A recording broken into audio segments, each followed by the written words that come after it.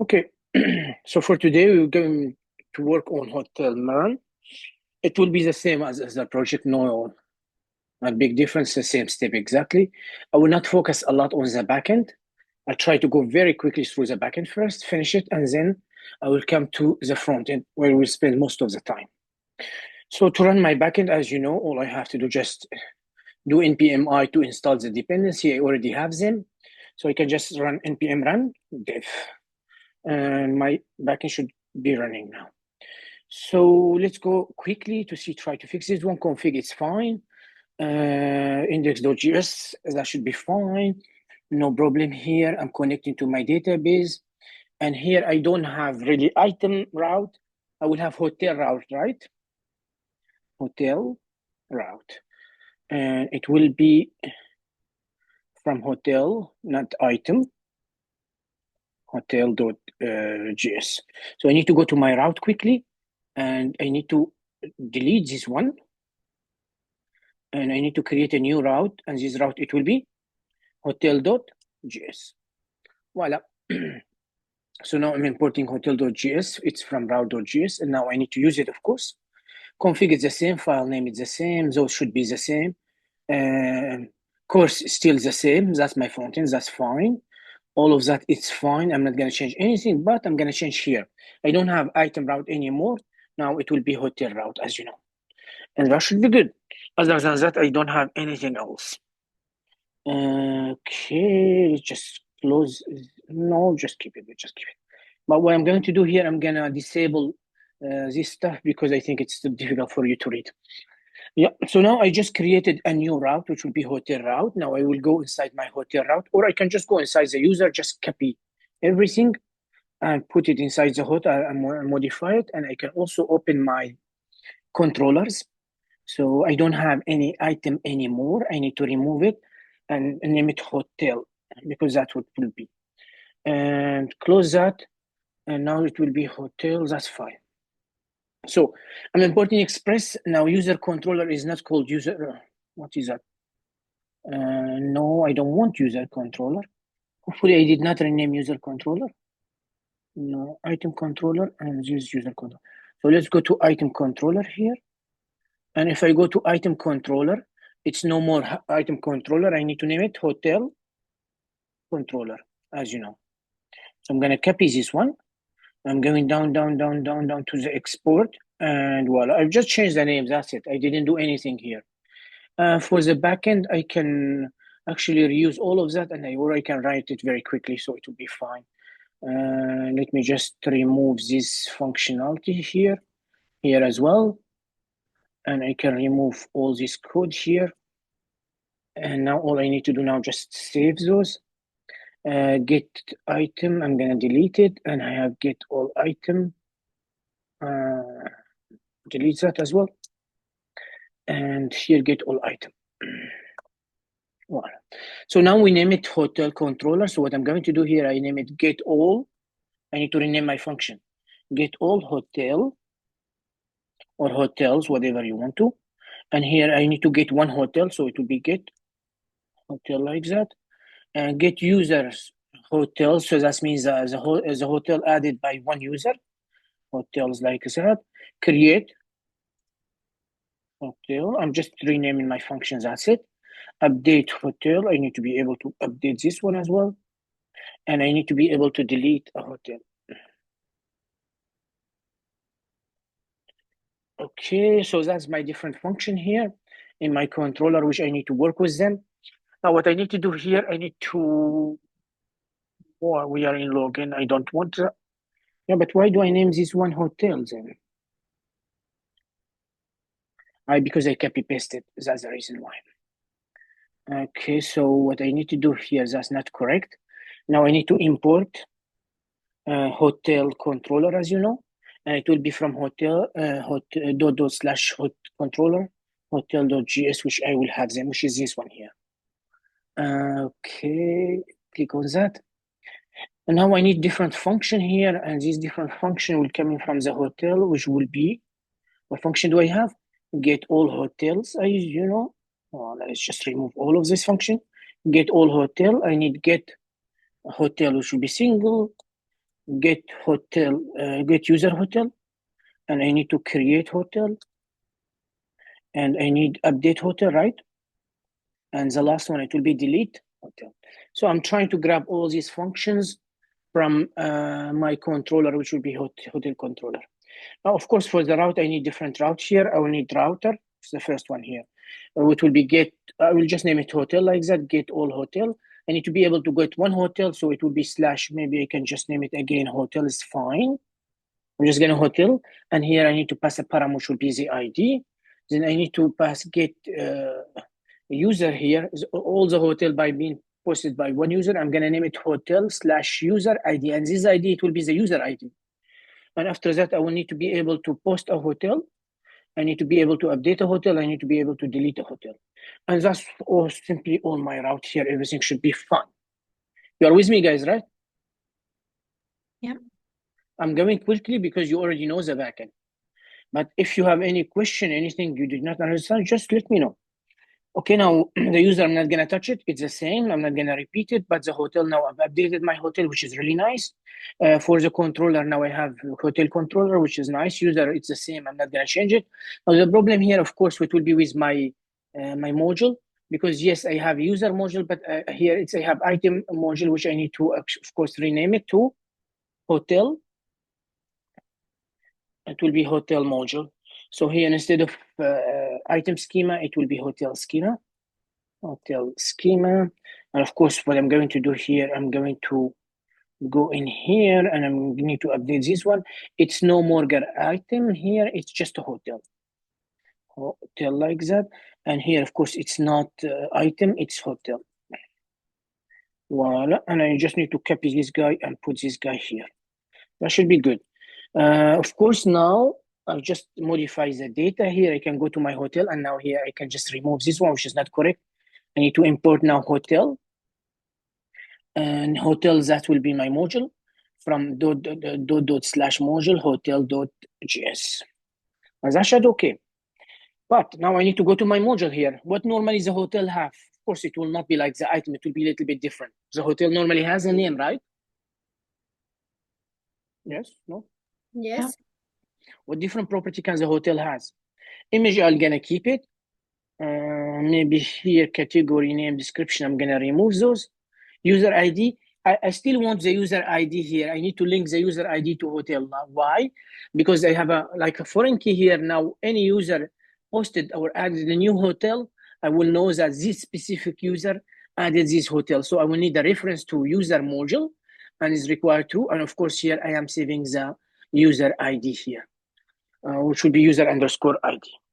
Okay, so the hotel has a name, has an image. What else?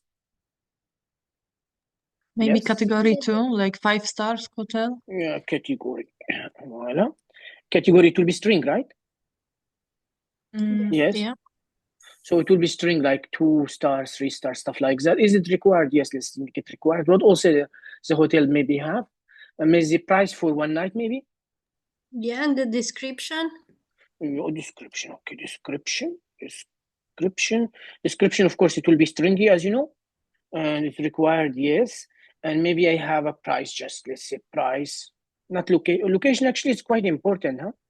Maybe the location is important, but I'm gonna put the price here, and the price it will be per night, for example.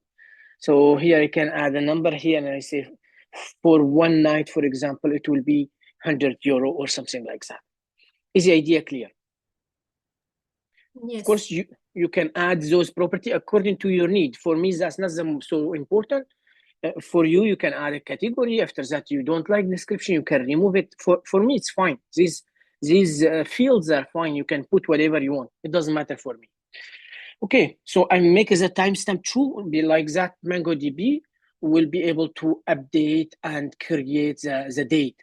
So created that and updated that date here. I just need to pass a new object and say timestamp is true. Okay, that's perfect. Everything should be fine here. The user should be fine as well.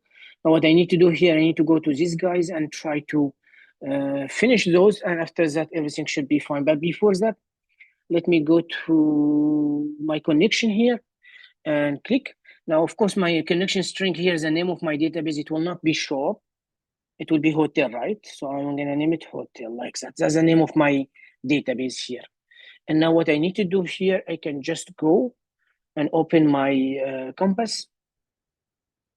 Where's my compass? Now, when I open my compass, I'm already connected to my cluster here, as you can see.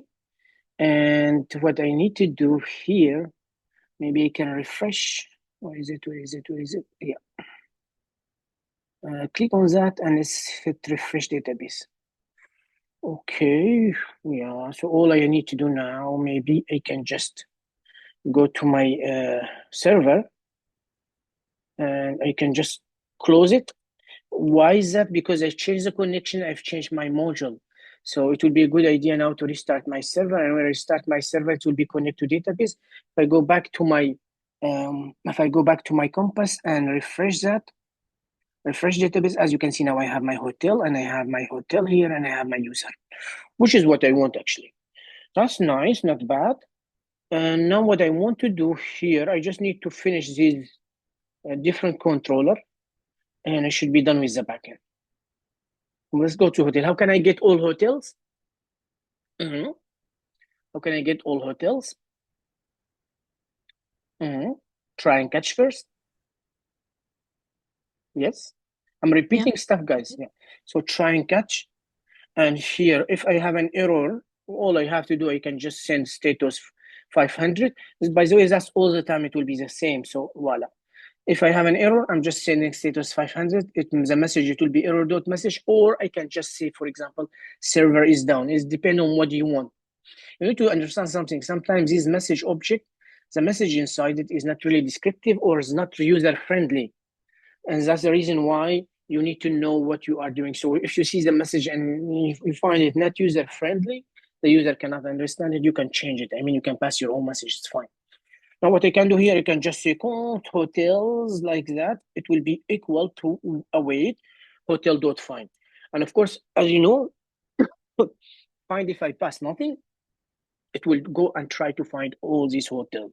So the result, it will be an array, as you can see. Now all I have to do, I can just now pass my hotels this way here. That's simple. Or maybe here, if you want to add more, check what you can do. You can check if the length here, because here it will be an array. So if the length is more than 0, that means I have some item, you can do something. Or if it's equal to 0, that means I don't have any item, and you can send a message, for example, say no hotel exists. These ones really depend on you, what the front end need, and what you are deciding. But now what I'm going to do, I'm just gonna send this array, if it's empty or not, to the front end. And the front end now, when it receives this data, it can decide if I have 0 hotel inside this array or I have more. Is it okay? Yeah. Yeah. Should you write response.status 200? Of course. Absolutely, yes. So status, always it's a good idea to add status. Status, and status should be 200. Voila, dot. Voila. And here, let's make it simple. Now, get hotel. As you know, when I'm trying to get a hotel, I need an ID, specific ID for this hotel. So I can just say, sorry, ID. It's equal to request.param. And now after having an ID, I can just say try and catch. It will be the same idea. If I have an error, it will be the same as this error. So I'm just gonna copy it, put it here, in case I have an error. In case I don't have the error, so what I can do here, I can just say const hotel, which will be one hotel. It will be equal await hotel dot find by, or maybe I can just use find only. Find one, and find one here. I need to pass, it will not work this way. I need to pass an object, and inside this object, I need to pass define underscore ID. It's equal to the ID of the hotel. Remember, the property of MongoDB all the time is underscore ID, and this object, that's what you call the filter object. And depending on the property or the field I am passing to this object, it will filter depending on that. Now I want to filter, I want to find the hotel where the underscore ID is equal to this ID. Now I will have two possibilities here. Either I will have my object, which will be a hotel with name, stuff like that, or I will have, if I don't have the hotel, what I will have? Yes. Either hotel, it will be an object, as you can see, or it will be? No. Yes, you don't need to think about it. So now here I can just say if hotel. Now, of course, if hotel, that means I have the object. I'm going to just say res.status 200, and I'm going to send JSON, which will be the hotel. Now, if hotel, of course, that means if there's an object, because null here is false value. So if I have the hotel, I'm going to send the hotel, else that means I will not have the hotel. So what I can do, well, I can send status 404 and to just tell the user that hotel not found, simply like that. Clear? Yes. Yeah. Good. So now we just finished get one hotel. We finished get all hotel. Now here's this new route. I need to get all the hotels that's being posted by one user. Okay. And in order to do so, if I go back to my module, go to hotel, that's the reason why I add this user underscore ID. Because depending on this property, if I have the user ID, now I will be able to get all the hotels that's being posted by this user, which should be simple actually. So now what I can do here, if I go here, I can just say const, and let's name it ID, that's fine. Const ID is equal to request.param. And now what I can do here, I can just say const hotels, which will be posted by all these users. So await dot find. And here, is it user here? I'm trying to find everything, but is it user? The property is user? This is user ID. How can I get No. all the hotel? No. So what is the property? Underscore ID. Yes, so I'm going to just copy this user underscore ID. And now simply I'm going here. And of course, now I'm going to remove this one. Voila. And here it will be equal to ID. Voila. Now what it's going to do here, it will return me, of course, because I'm using find, it will return me an array.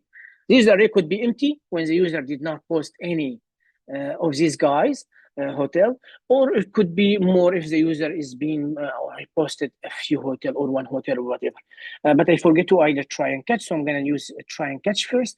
If I have an error, same idea, status 500, so I'm going to, come on, status, it will be return. Come on, return, voila. And now what I can do here, I can just put my stuff here, that's my hotel.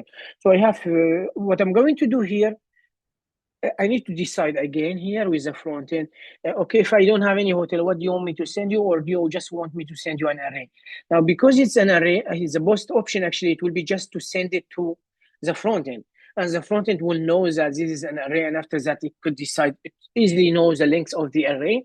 And after that, if there is no hotel, it can show the user that no, this user has no posted hotel or something. Is the idea clear here? Yes?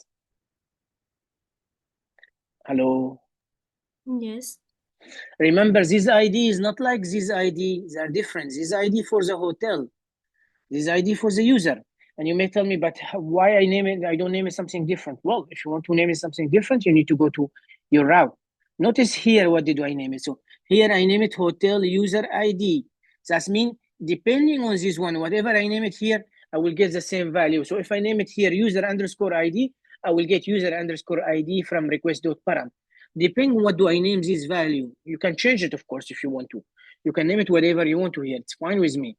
But if you name this one test, in the request.param, you will get test. If you name it whatever you want, you will get whatever you want. So here I've named it ID. That means if I go to here, I will receive ID. Okay? Should be easy. Now let's go to create a hotel. How can I create a hotel? Well, to create a hotel, that should be simple as well. I just need to try and catch here. And try and catch, of course, I may have an error. In case I have an error, it will be status 500.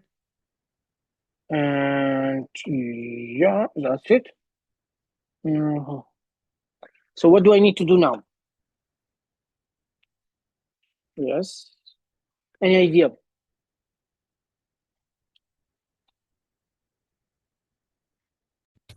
Any idea? You're sleeping? Guys, can you hear me or not?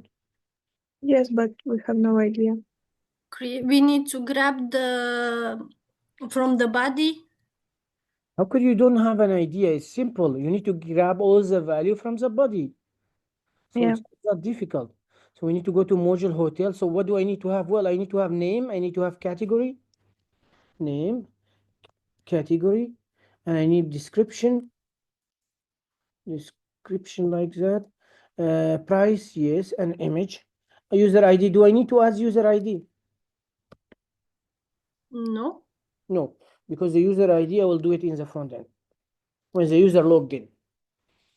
Do I have all the properties? So I have name, category, description, price, image, and that should be enough for me. Of course, here I can, I will I will receive this value from the front end. So in the front end, I can pass user underscore ID as well. Voila. And that's simply how it is. Now what I can do here, I can just say const new hotel. It will be equal to new hotel. So you can just say new. I'm using my module hotel. I'm passing name, category, description, price, image, user ID. And now here, what do I need to do after I created it? Save. Yeah, I need to wait until I save it. And after that, here I can just send the status 202. And in it, I'm sorry, status it will be 201 because I'm creating a new hotel. And here you can either return a message hotel is created, or if you want, you can pass a new hotel. It's totally up to you. In this case, I'm gonna just pass a new hotel. Fine. We are done with this one. That should be simple. That should be okay. Now, Do we need if name and description and category yes, and actually, yes, you need that. So you need some validation. Yes. So what we need to do here, we can just say if name and category and blah blah blah. So if all of them are correct, they exist all of them, then I'm gonna do this stuff here. But if one of them is missing, what should I do? If they are missing one of them, they are not there, what should I do? 404. Yeah, I can just 400. And 400, that means it's user error. And I can say all fields are required, something like that. It's simple. Okay.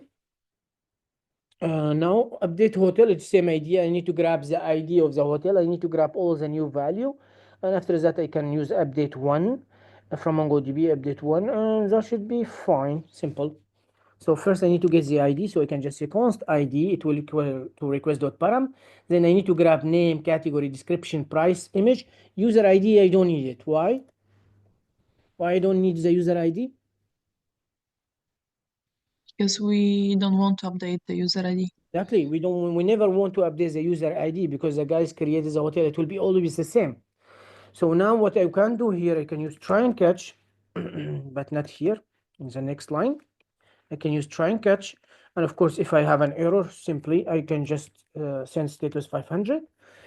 Else, what I can do here, I can just say const updated hotel. And updated hotel, now I can use await. And here I can use my module hotel. Dot. And here I don't want this one. I want update one. And we have update one, as you can see. Now update one here, it will take a few parameters. The first parameter here, it will be which one do I want to update? And here in array of the filter array, or I'm sorry, the filter object, I need to pass underscore ID. So I want you to update the hotel where the ID is like that. And what are the new value I want to update? Well, you can use set here, or you can simply just pass an object. And this object, it will include all the new value, simply like that. So now here I can just pass, come on, I don't want to use set. And that should be fine. Voila. Quite simple. So that will be updated to hotel. Await hotel dot update one. If the first one is the filter object, I need to pass the ID. So I want to update this hotel where the underscore ID is equal to ID. And the second here, I can use set, or I can just simply pass the new data to my object here. And yeah, that should be fine. Now here, I can make a check to see if the item is being updated or not.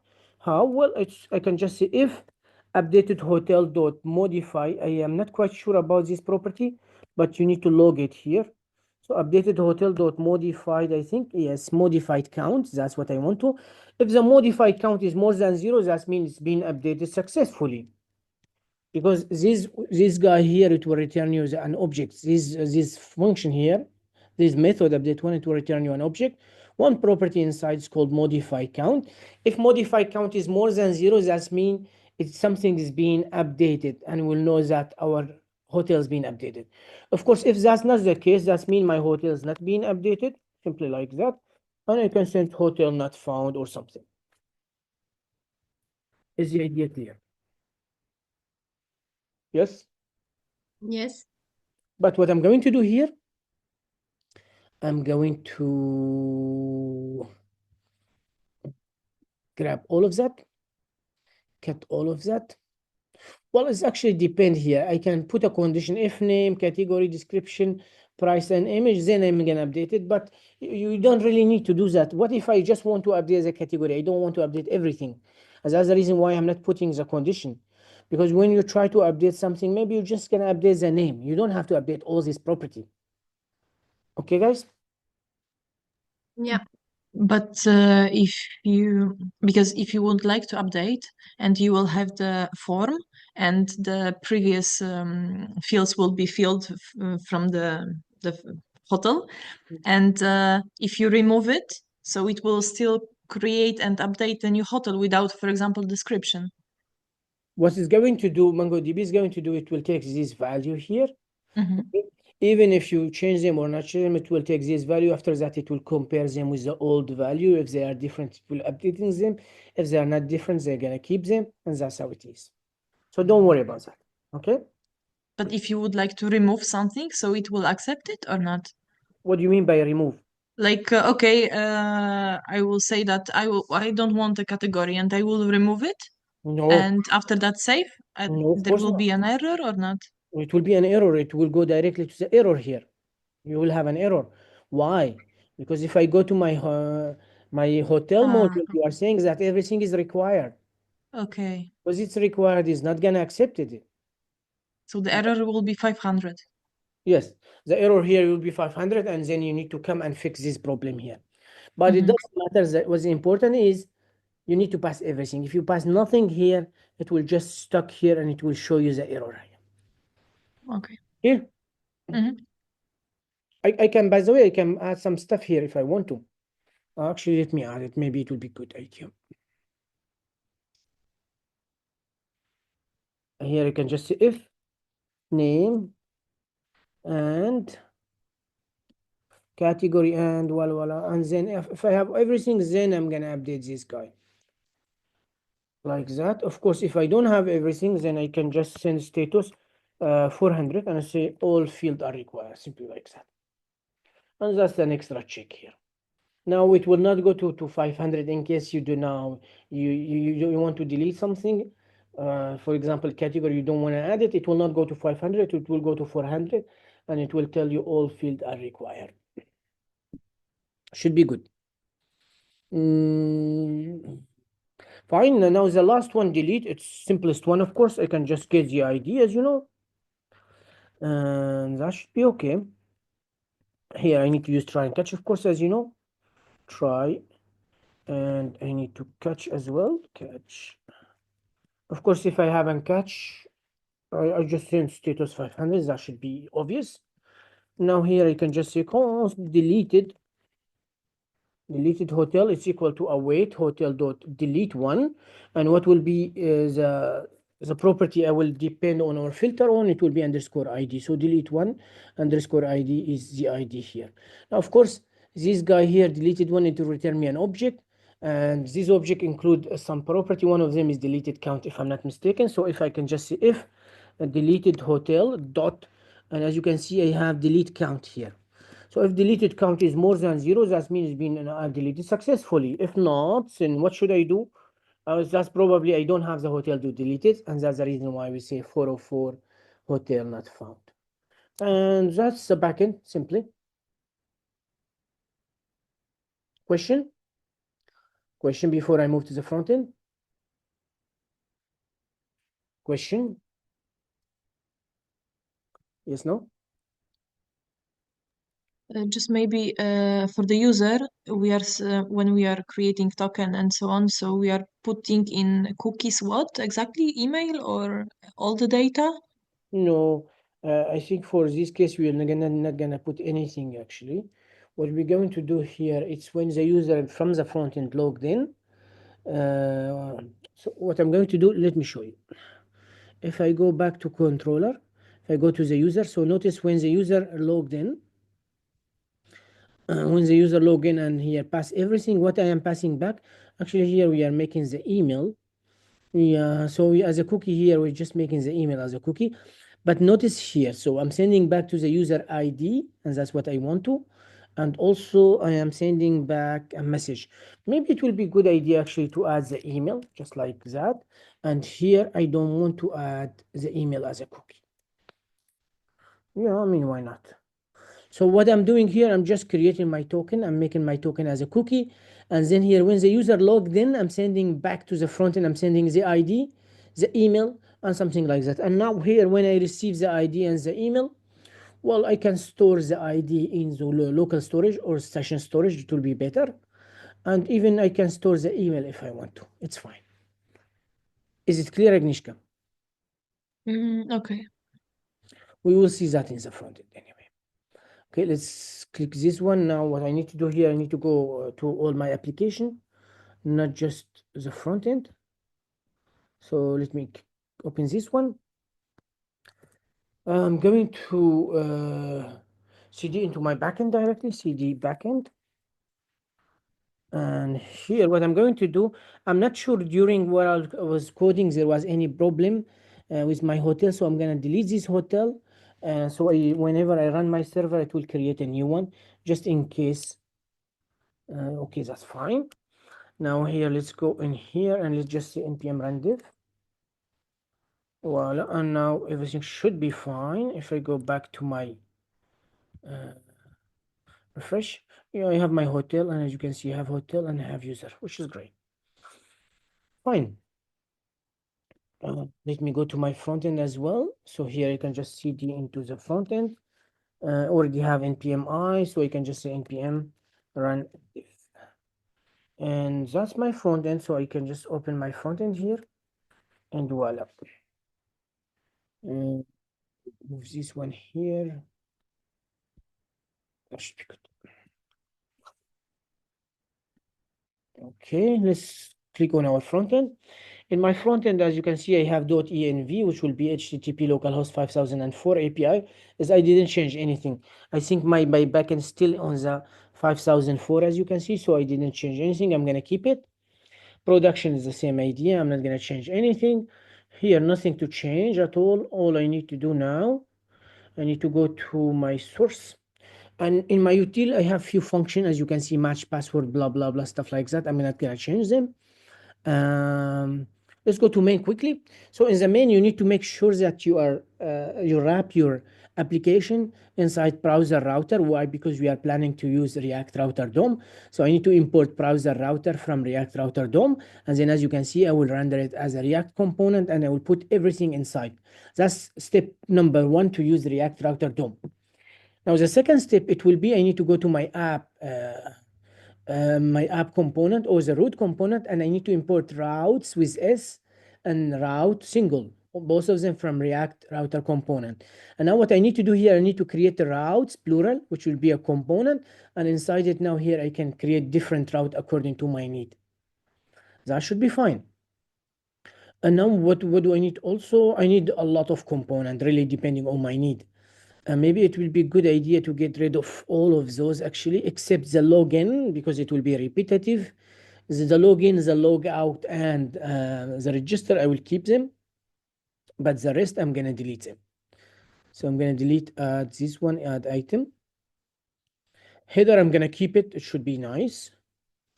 Item, I don't want item. Delete.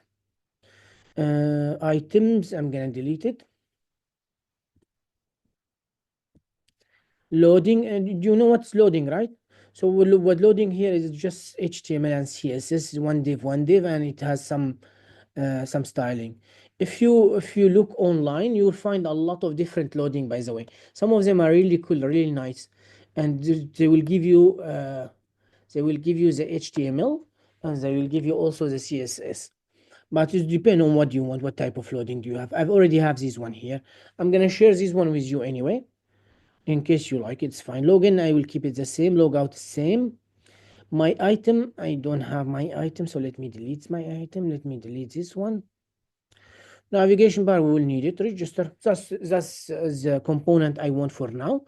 So of course now my local server is gonna complain because I've deleted a lot of stuff. So if I go to here, I have header, of course, still navigation bar, yes. Item, my item, I don't add item, I don't have this stuff. So I need to remove them.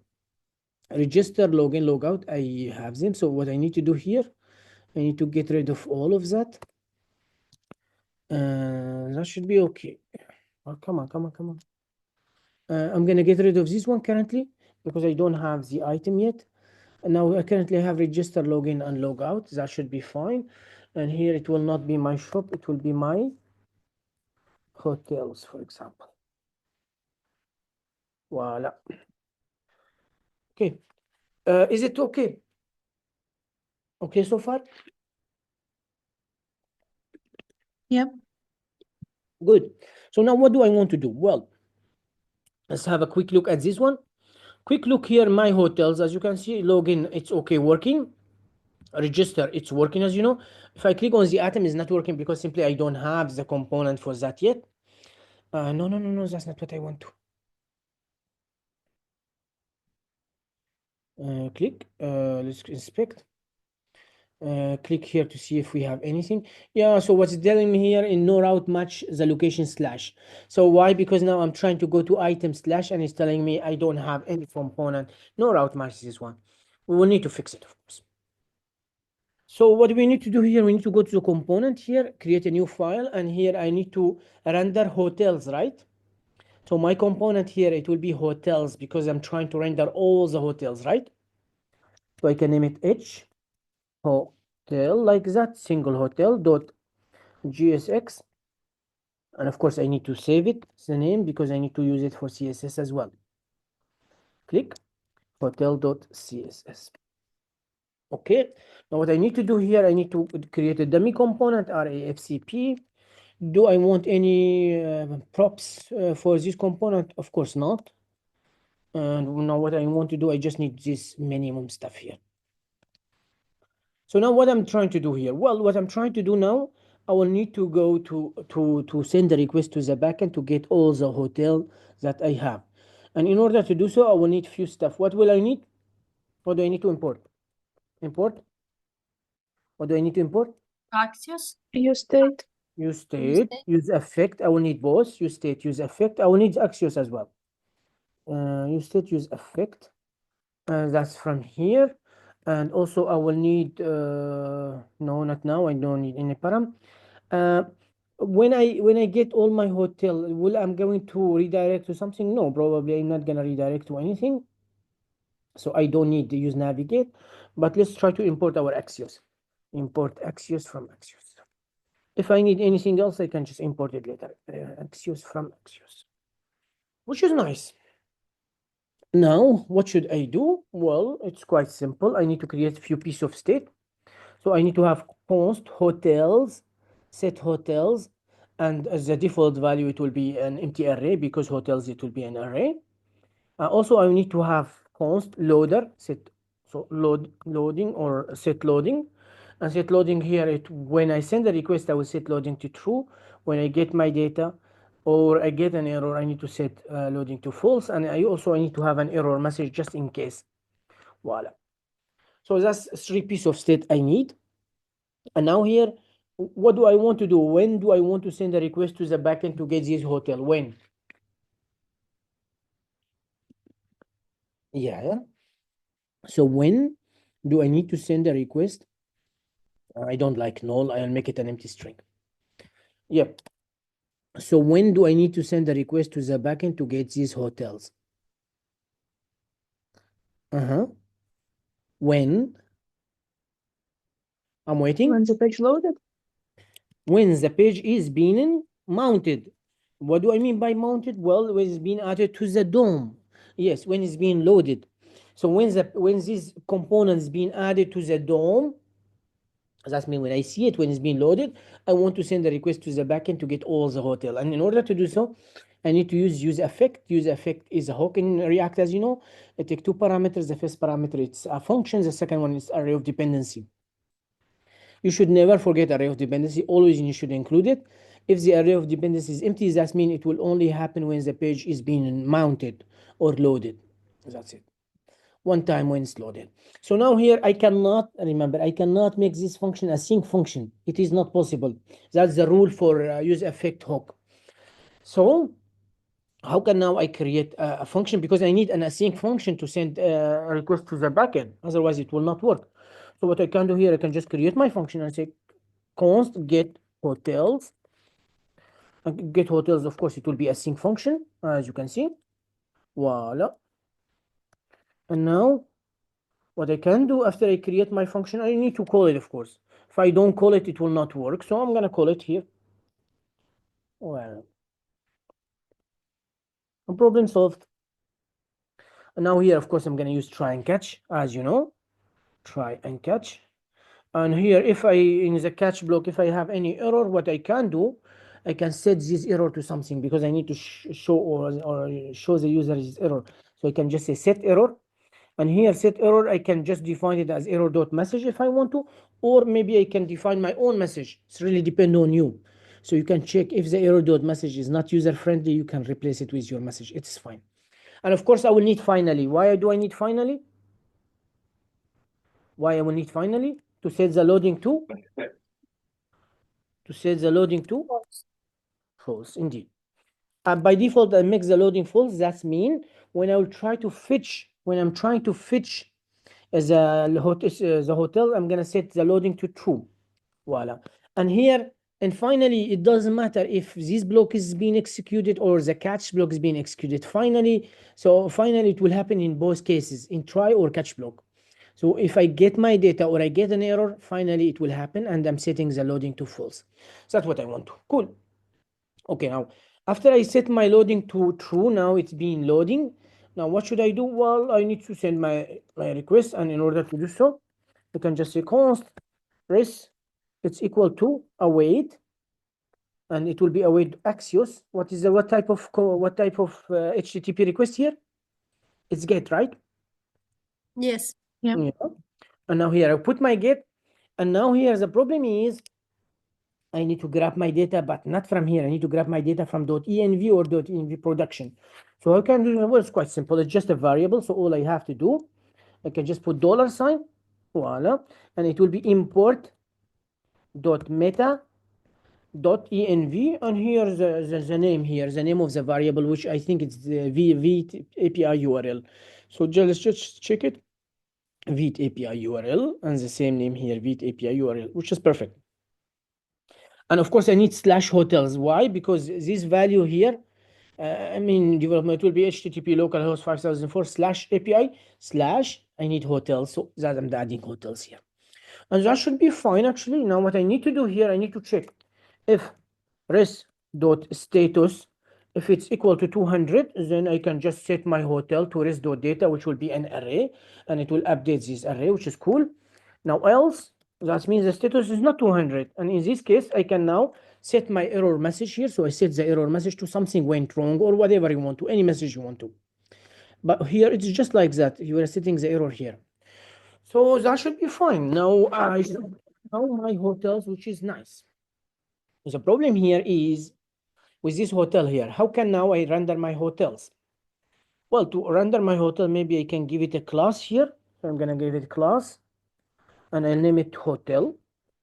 Hotels like that. Now, what I need to do, I need to render the hotel dynamically. What do I mean by that? Well, I need to render this one, hotels. I need to render the loading. I need to render the error. All of them, and all of them, they will be dynamic. What do I mean by that? So if the error is empty string, I should not show it. So that's what you call conditional rendering. If this one is false, it will not show it. But if it's true, I need to show it. And here for the hotel, it's an array. If the length is 0, I need to show something. And if the length is more than 0, I need to show something else. So what I can do here? Well, it's quite simple. First, I'm gonna do the loading. So what I can do here, I can just say loading. That's my variable. Loading and. So if the loading is true, then I'm gonna show the loading. But you tell me, what is the loading? Well, the loading is my component, actually, which I did not import it yet, but I can import it. Voila. Let's add loading like that. And remember this lowercase and uppercase, it's very important, because if it's lowercase, React use this casing to know if this what I'm trying to pass is a component or it's something else. So it's quite important. But I've already have loading, so let me import my loading here. So what I can say, I can just say import Voila, voila. Import loading. And do I have my loading? Yes, I should have my loading. Voila. Loading from loading. And now here this guy is happy, as you can see. So whenever, here I'm saying whenever the loading is true, so that means if this variable here is true, then I want you to show the loading, render the loading. If not, it will not render. It's simply like that. It should be simple. But I also want to render the error message. So let's render the error message. How can I render the error? Well, it will be conditionally as well.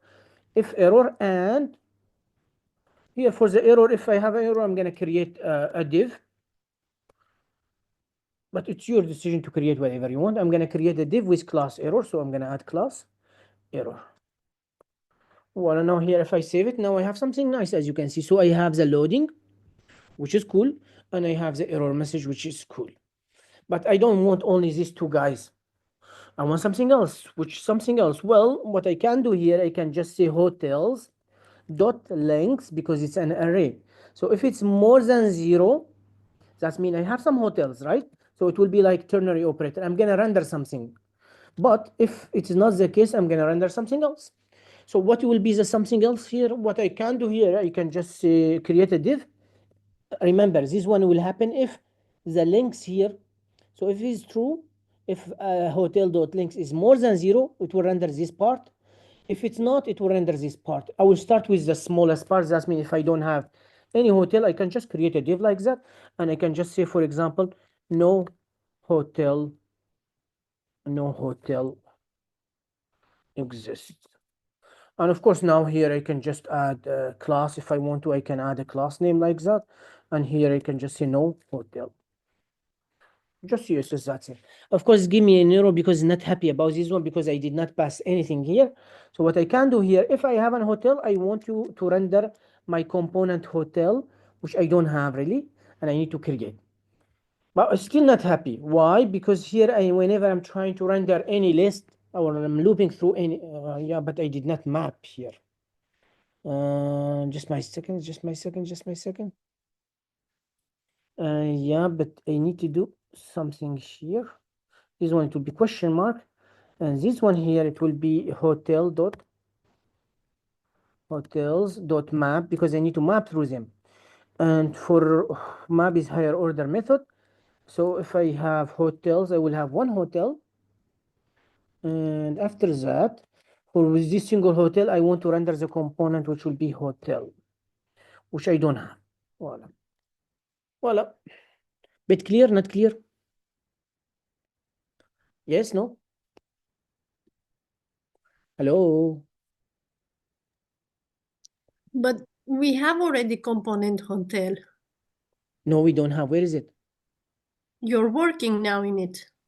Yeah, actually. It should be hotels here. Yeah, you're right. My mistake. I don't have it actually, no. Because that shouldn't be hotels, that should be hotels. And that's here should be hotels actually. Voila. Hotels like that.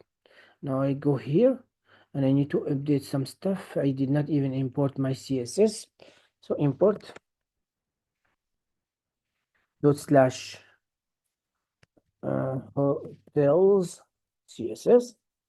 And here it shouldn't be hotel, it should be hotels. Plural. Voila.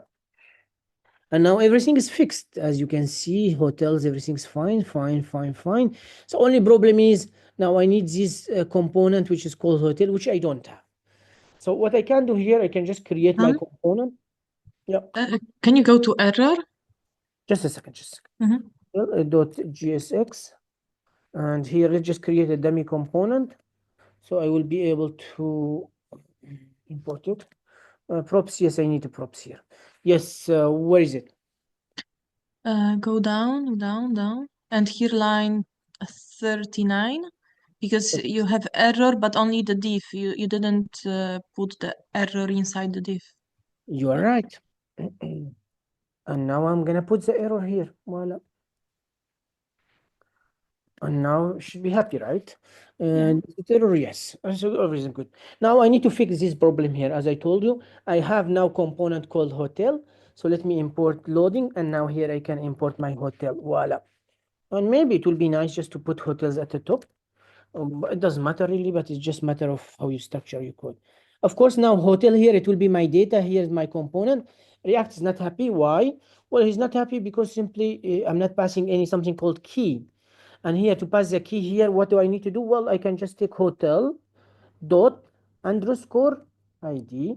So I need to pass a unique ID, and here I have my ID. And the second props I'm gonna pass, it will be hotel, which will be my data. I will name it hotel, which will be equal to my data, which will be hotel. Voila. Now React is happy. So what's going on here? Well, what's going on here is whenever I have my hotel data, this conditional rendering, it will just simply check. It will check my data here to see if the hotel dot length is more than 0. Then it will loop through all of them because it will be an array. Loop through all of them. On for each one of them, it will create a hotel component, and it's passing the data as a props. But if the length is not greater than 0, then it will show this one here, which will say no hotel exists, and simply like that. Cool. Yes, no. Yeah. Perfect. Then what should I do here? Everything should be fine. I think I'm finished with this one. Now I need to go to my hotel. Of course, I didn't do any CSS. And probably need to do a lot of CSS. But let's see. I need now to create hotel.css as well. Hotel.css. No, I am inside hotel. What was the props? The props was hotel, right? What was the props? Yeah. Yes, hotel. Oh, it's hotel, as you can see. That's my props. And props, it's just an object, as you know. Now, what I need to do here, I need to define some of the props type I have. So what I can do here, I can just pass hotel like that. And of course, if I pass hotel, it will be prop type dot object. I don't want object here. So I need to define my object. What inside the object? I can use shape, as you know.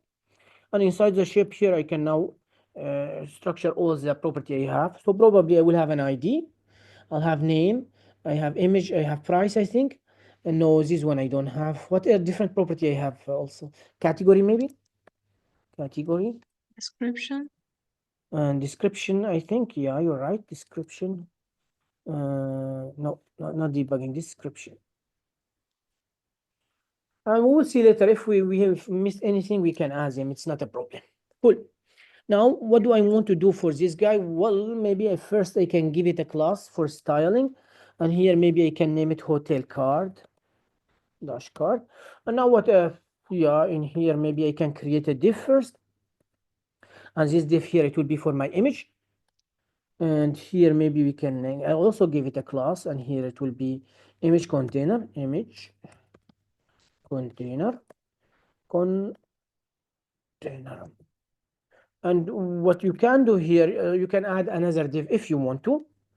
And here you just yeah, you say hotel detail, and now here you can add all of them, so it should be fine, I suppose. I think I'm missing a div if I'm not mistaken. Voila. So just make it very simple, as you can see. Just creating and putting my image inside the div is just for CSS to control it. And here I don't have alt, so I'm adding the name. Here hotel detail, I will have name, description, price. Oh yeah, you don't have to do that actually. Maybe what I can do here, I just can add my price like that, and after that I can just use CSS. And for category, it could be the same as well. So let me just remove this one. And it will be just matter of styling for you. You can add more classes. You can add whatever you want to. It's totally up to you. That should be fine. Question here? Question? Yes. Question? Should be simple, huh? No? Yes? Maybe? Yes, yes. Good. Define my hotel and single hotel, which is good. That means I can get all of them. What else do I need to do? What else do I need to do? Well, I In need... the hotel, do we need the edit and delete buttons? Yes, so we'll need update and delete functionality, and also we need to add a hotel. We need to be able to add a hotel, right?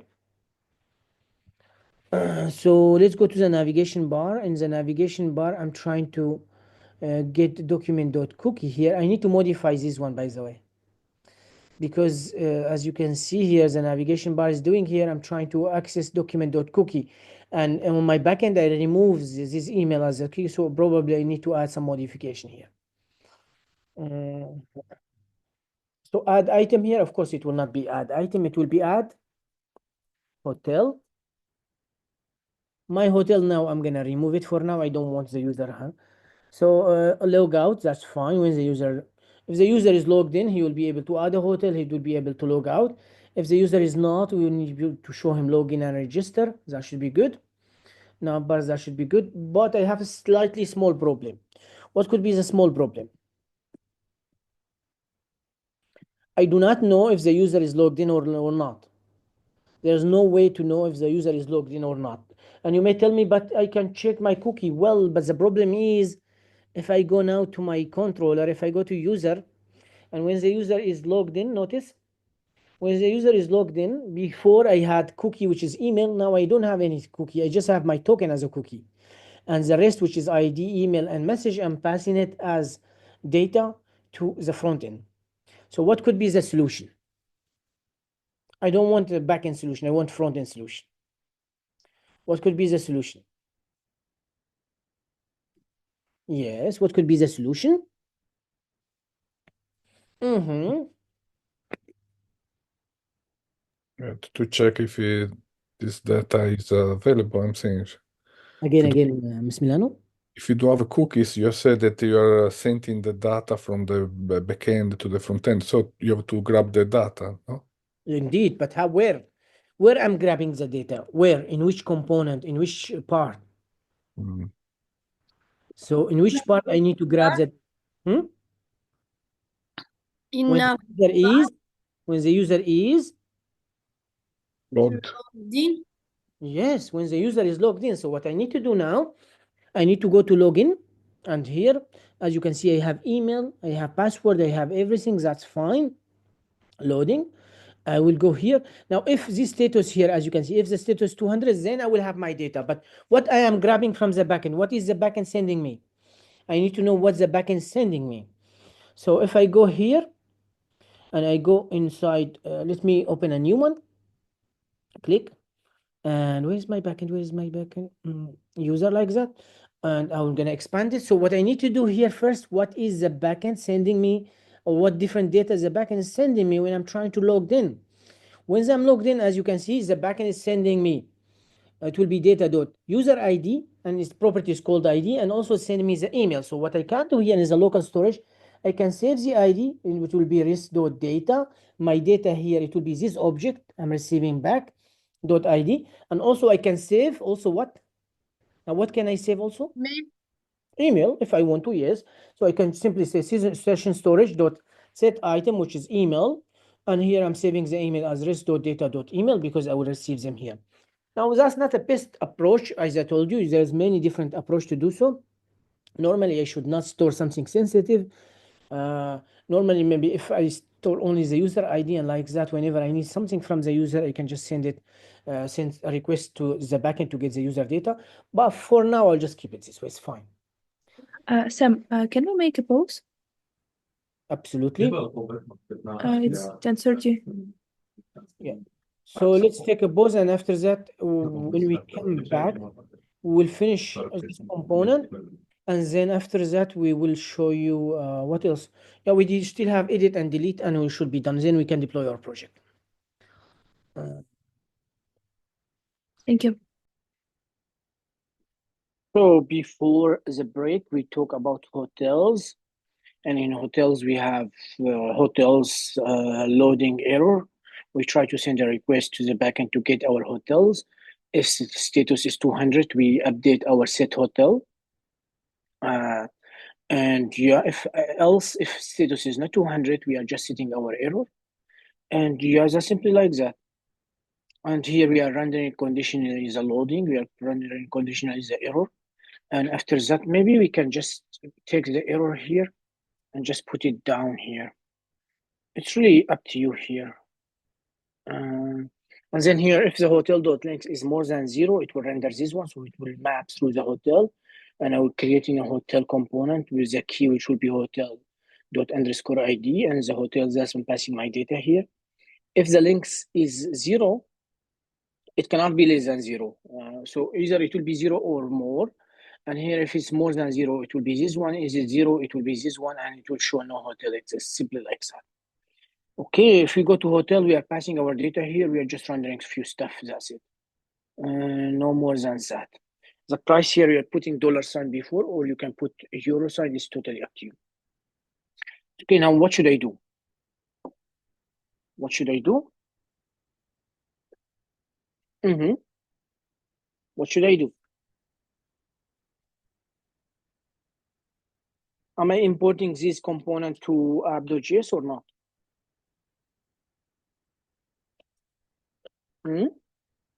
No. So we need to import them somehow. So what we can do now, I can just go in here. First, let's check the navigation. Is the navigation, we name it, we're not gonna name it items, we will name it hotels, like that. That's first. Other than that, everything should be fine. I've told you now we have a problem here. We need to fix. The problem is I cannot. Now I don't have any cookie, so I will not be able to give this value here. But if I want to, I can now, it will be stored in the session storage. So I can just say session storage dot get item email. And if the email exists, then it will log me in. If it does not exist, it will log me out. That's simple. Now let's go to app.jsx, and now here I need to import so I'm importing my register and importing my nav. I need to now import my hotels, and it will be from component.hotel, and now I need to render it here. And in order to render it, I can just simply let this one, and that should be okay. The problem is, as you can see, if I do so here, say no hotel exists. Why is telling me no hotel exists? So I have the message here. If I refresh it, see, it's telling me no hotel exists. What should I do? Create. Yes, hotel. because I do not have any hotel, and that's the reason why I say no hotel exists. So what I need to do here now, I need to be able to create a few hotel, and after that, I will be able to see my data. But to be able to create a new hotel, the user need to be logged in. So let's try now to log the user in and see what will happen. Do I have any users? Do I have any users here? I have no users. So what I can do, I can go to shop and click on users here, and I can copy this user. So I'm going to copy this data, and let's go to hotel here. And this user, I can just add data, insert like that, and I can just delete all of that. Just pass it this way. Now I don't have to pass the ID, because MongoDB, when I don't pass the ID, MongoDB automatically creates that for me. I will have the email, the password, the username created, and as the data, I'm going to keep it. Click, and voila, now I have one user. So let's try to log in with this user and see what will happen. So if I say Sam and the password, it's the same, user 1234 exclamation mark. If I hit enter, what happened? Well, it looked like it's working, and I'm being redirected to slash, which is good, but I need now to check my local my session storage. What did I do in my session storage? Any idea? Of course, if I go to my cookies, I just have my token here, as you can see, and HTTP is true, so no one can access it. But if I go to the local storage, do I have anything? No. If I go to the session storage, what do I have? What did I save in the session storage? I saved the ID and the email, both of them here. Now, you need to be careful. Normally, you should not really save the email here. And by the way, I don't even need the email, because what I can do here, let me go to my login, and let me go to here. So what I can do here, I'm going to remove the email from here. I don't need it. I don't want to show the email to the user here. I'm just going to keep it this way. I can show the username if I want to. It's fine. So actually, let me save the username here. Instead of email, I'm just saying a username. Can anyone tell me what's the difference between username and email? According to the structure I am creating here, is there a difference between username and email? Let me go to user. Here's the backend, and in the backend here, what I am sending. Well, I'm sending the email. As you can see now, I don't want to send the email. Actually, I want to send the user name. And user exists dot user. Okay, but what's the difference? Why did I just pass here username and I save the username in the local storage, but not the email? Why? Can anyone tell me why? Yeah. Are we using the username for validation? Are we using it? No, so it's okay. I mean, even if it's gone, it's not really a security issue because it's just username. We never use a username to log in the user. We are using the email. And that's that's the idea here. Now, what I want to do here, I'm going to my session storage. I'm going to delete this one. I'm going to local storage. I have nothing. I'm going to cookies. I'm going to delete this one as well. And of course, if I refresh, I will be logged out. So let's try to log in and see what the change have been made. I can now just say user 1, 2, 3, 4 exclamation mark, click. And now, as you can see, I have my token, which is nice. But if I go to the local storage, notice I have now the username, which is nice. And also I have the ID. Now the ID, even if someone gets the ID, it has no meaning because the user ID without a token has no meaning. If even someone was able to take my username, also it will be no problem for me because the username is just string. It's not really affecting my application. Okay.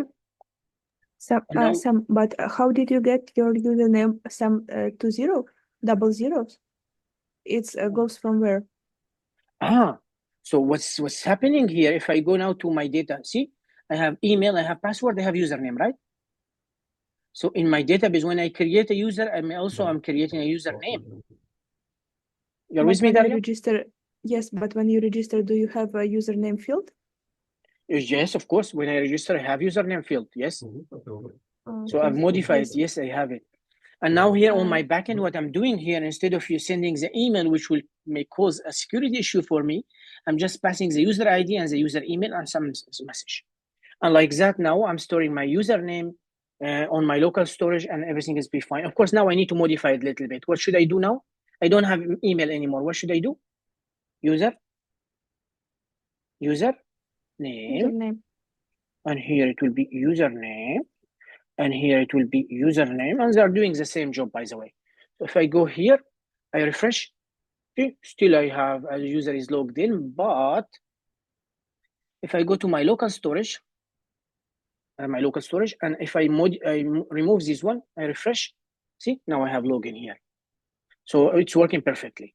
Now the reason why I choose the user name, as I told you, because the username is not a security issue for me, it's just a username, but I'm not going to use the email. Let's log again. Voila. And in here, what I can do, I can just say user 1, 2, 3, 4 exclamation mark, and that should be fine. Okay, so let's now work on this add hotel because it will be quite important for me. So how can I add a hotel? Any Sorry, idea? Sam, one question. Do you have 1 hour session by default or what? Because in your debugging statement, you had 1 hour. Is it goes by default? Where is 1 hour? Just open it. Yes. Go to yes. Yeah. You Yes, mean this and one? yes, and here's no your Local storage. Yes. Mhm. Okay. Yeah, No. my bad. When I define the cookie in my backend and I did not define a duration, the age of the cookie by default, it will be session storage. That means if I close my tab, close my browser, the token will be gone. And that's one of the reasons actually why I stored in the session storage, because the session storage is the same. If I close my tab, this value is gone. So now the age of my token and the age of the data I am saving inside the session storage, they have the same age. So it means if I close my browser, all the data will gone, and that's what I want to. You get the idea? Yeah. Yes, thank you. Yeah, good. Now what I can do here, maybe I can add small notification here in the hotel. What if I want to show, maybe I can show here after the loading, I can show some, let me show you. I can just show the username. It will be nice. I mean, if you go to the hotel, you say hello, for example, the username, right? Yes, no? If I have a username like that, it will be nice, right? Yes. Yes. So now what I can do here, well, there's many ways to do that, but what I can do here, I can go after this one here, and now here I can check. I can just say const username session storage.get item username, and now here I can check if username, then I'm gonna set the username to this one. If I don't have username, then I'm gonna keep it as it is. It's fine. Else, I can just say else. You set username. So what is going to happen when this component is being loaded? It will check if the user is logged in or not. I already have username stored in the session storage. It will check if it exists. If it has a value, it will not be empty string. It will be true C. I'm setting the username to this one. But if the user is not logged in, of course, it will not show anything. And now what I can do here, I can now render the user, let's say greeting, if you want to call it, conditionally as well. I can just say username, and I can just create a div. Div here. Oh, come on. Div. Inside this div, I can just say welcome, something like that. Well, that should be fine. And now here, if I go back to my application, as you can see, if I refresh, it's telling me welcome Sam00. Why? Because I'm logged in. But if I logged out, let's try to log out. Of course, logout is not working. Can anyone tell me why logout is not working? Why logout is not working? Because you don't have any value inside. You're No, because if I go back to my user here, notice what I have. I just have this one. So what I really need to do here, I don't have email cookie, so I need to remove this one first. That's one. So on the backend, I just have one cookie, which will be my token. That means when I'm logged out, I'm just gonna clean the token only. Rest.clear cookie, I'm clear cookie. Now what I need to do here, I need to go to my front end. So in my front end, when the user log out, what I am doing? What I am doing here, I'm removing items called ID. Am I removing an ID, an item called user ID, a username? So what should I do now? I need to remove username, and that should be okay. That's it.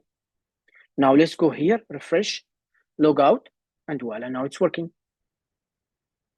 If I logged in, and here, it's just some value here. If I change the value, of course, I need to change the value. So now I'm logged in, add hotel, I don't have it. If I click on logout, notice what will happen. So if I go here, and now if I go to my application, now in my session storage, as you can see, I have an ID and username. And in my cookie, I have my token, right? So if I log out, notice what will happen. Let's go to the session storage. So I want you to see the session storage. Log out. See, both of them is being cleaned. And also if I go to my cookie, I don't have token anymore. And that's what is working. So all I need to do here, or what I need to do in the front end is when I'm removing, because in the front end, I am adding ID and username to the session storage. When the user is logged in, that means when the user is logged out, I need to remove this value from session storage. Is the idea clear? Yes? Yes. Guys? Good. Now my login, my logout is working perfectly. Now all I need to do now, I need to work on add hotel. So let's click on this one, and my component will be add hotel.gsx. I'm gonna save the name because I need to add CSS.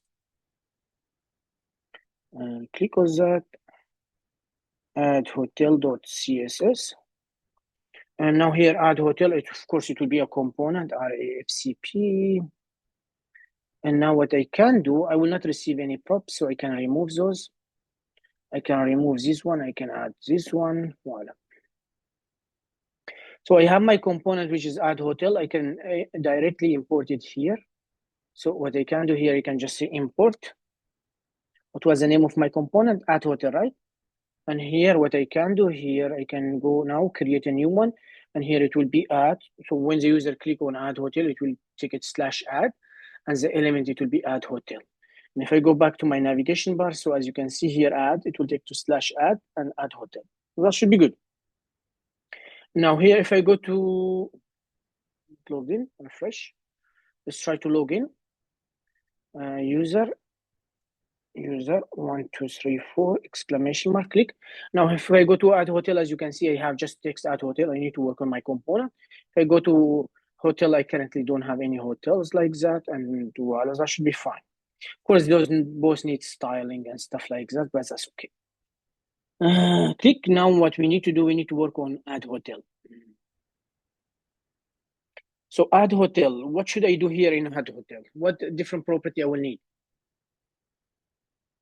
Of course, I will need to send a request to the backend. So, I need to send a request to the backend so I will be able to add a hotel, right? So what I will need? I need to import. Use state. Use state. Use state I absolutely need it.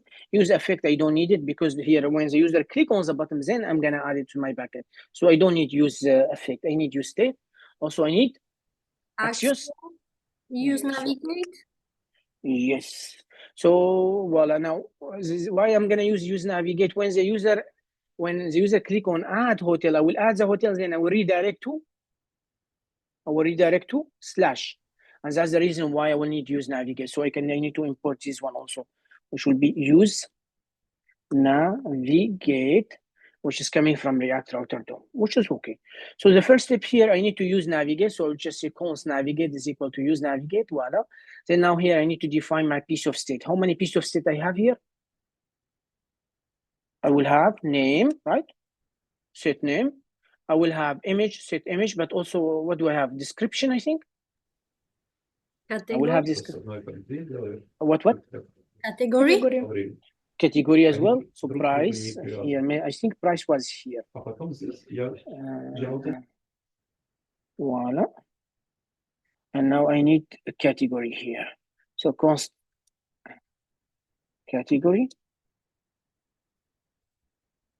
Set category. Did I forget anything else? So I have name, Error. description, category. An error. Yeah. And I'm not talking about the error, just the property of my hotel. So in any case, if you don't know what's the property, you just go to your backend, you click on the hotel. So name I've already handled it, category I've already handled it, description I did, price I did, and image I did. That's enough. Remember, I will need user underscore ID. Remember that I will need user underscore ID. So now here, what I need loading, const, loading, set loading. Also, I will need an error, const, error, set error. Where is my loading? Let's close my backend. Where is my loading? My loading is a component. That means I will need to import it, right? So I can just now import loading. Loading like that. And now it's component from loading. And also I will not forget to add the CSS. So it will be add hotel.css, which is okay. So I import my loading, which is good. Do I need anything else? I don't think I need anything else. Fine. Now what I need to do here, I will go here and I will just add a class, and this class, let's name it add hotel. Voilà. Okay, now in add hotel, what do I need? Of course, I will need a form. So I need to create my form. Action, I don't need any action for now. Inside the form, what do I need? What I will need inside the form? I will need to create an input for, so first I need to create a label, and this label, it will be for name, as you know. And here I can just add name like that. And now here is the input. What will be the input type for name? What type it will be? Text. So it will be text here. I can just do this one directly. So here, type it will be text. ID here, it will be name. Also, I need to add the name. So because we have property also called name. Name, it will be name. Value, it will be name. And on change, whenever I'm trying, when the user tries to type something, it will take the event and it will set the name to event.target.value. Did I forget anything here? Yes, I forgot. Require. And that should be okay. That's my first field is gone. Now the second field is description, and description I'm gonna use it the same exactly. I don't want to add it as a text area. So I'm just gonna copy paste. Now here I can modify it simply. And of course now it's not name, it will be description, right? Description like that. And here I need to update this one. And I need to add this one. And here also I need to update this one description. And here it will not be set name, it will be set description. And here, of course, I will not be name, it will be description as well. And voila. I need to make this one uppercase. Cool. Any problem? Yeah. No problem. It's just repetitive. Now I need to repeat the same for category price. Remember, the price it will be a number, image, and that's it. So what I can do here, I can just copy paste them for multiple times here. What will be the next property? What is the next property? It's price. It's category actually. Category I did not wait. Masmilano, I think your mic is open. Category like that, and here it will be for category. The name it will be for category. The value it will be category, and here it will not be set description. It will be set category, of course. And here all I need to do, I need to update this one as well. Voila, and here it's not C, it should be capital C. Okay, so we added the category as well. Now we need to add the price, and I think we should be done. Unless I forget any other field. It's not, Samir. There is a problem. Where is the problem? No, I'm saying for my microphone. Yeah, it was open. I thought price, and in here it is price. Here it will be price, and here it will be price, and of course here it will be set. Set. Do I have price? Yes, set price. But I have a problem here. What type of price? It's a number. So what will be this one here? Type number. Voila. That should be good. So I've added name, description, category, price. I still have the image, and don't forget the user underscore ID. So let me add the image here as well. So I'm going to copy this one image. It will be string, so it's fine. Voila. And here it will be image, image like that. And in here it will be type text. Here it will be image. And here it will be image as well. I need to update the rest. Name it will be image, and here I think it will be image. And here I need to set the image like that. Voila. Sorry, 15, 50. Yes, price. Here it should be priced. Voila. Okay, that should be good. I think I did not forget anything. Fine. Now I have a problem with user underscore ID. Remember, I cannot add an item if I don't have user underscore ID. But remember, where did I save the user underscore ID? Where I save the user underscore ID? Where did I save the user underscore ID? Where did I save the user underscore ID? Yeah, I'm talking to myself. I save it in session storage. So now I can get it from the session storage. Okay, now all of that's fine. But now what I need to do here, I just forgot to add a button. So I need to add my button here. Button like that. Button. As a button, what will be the type? Of course, type it will be submit.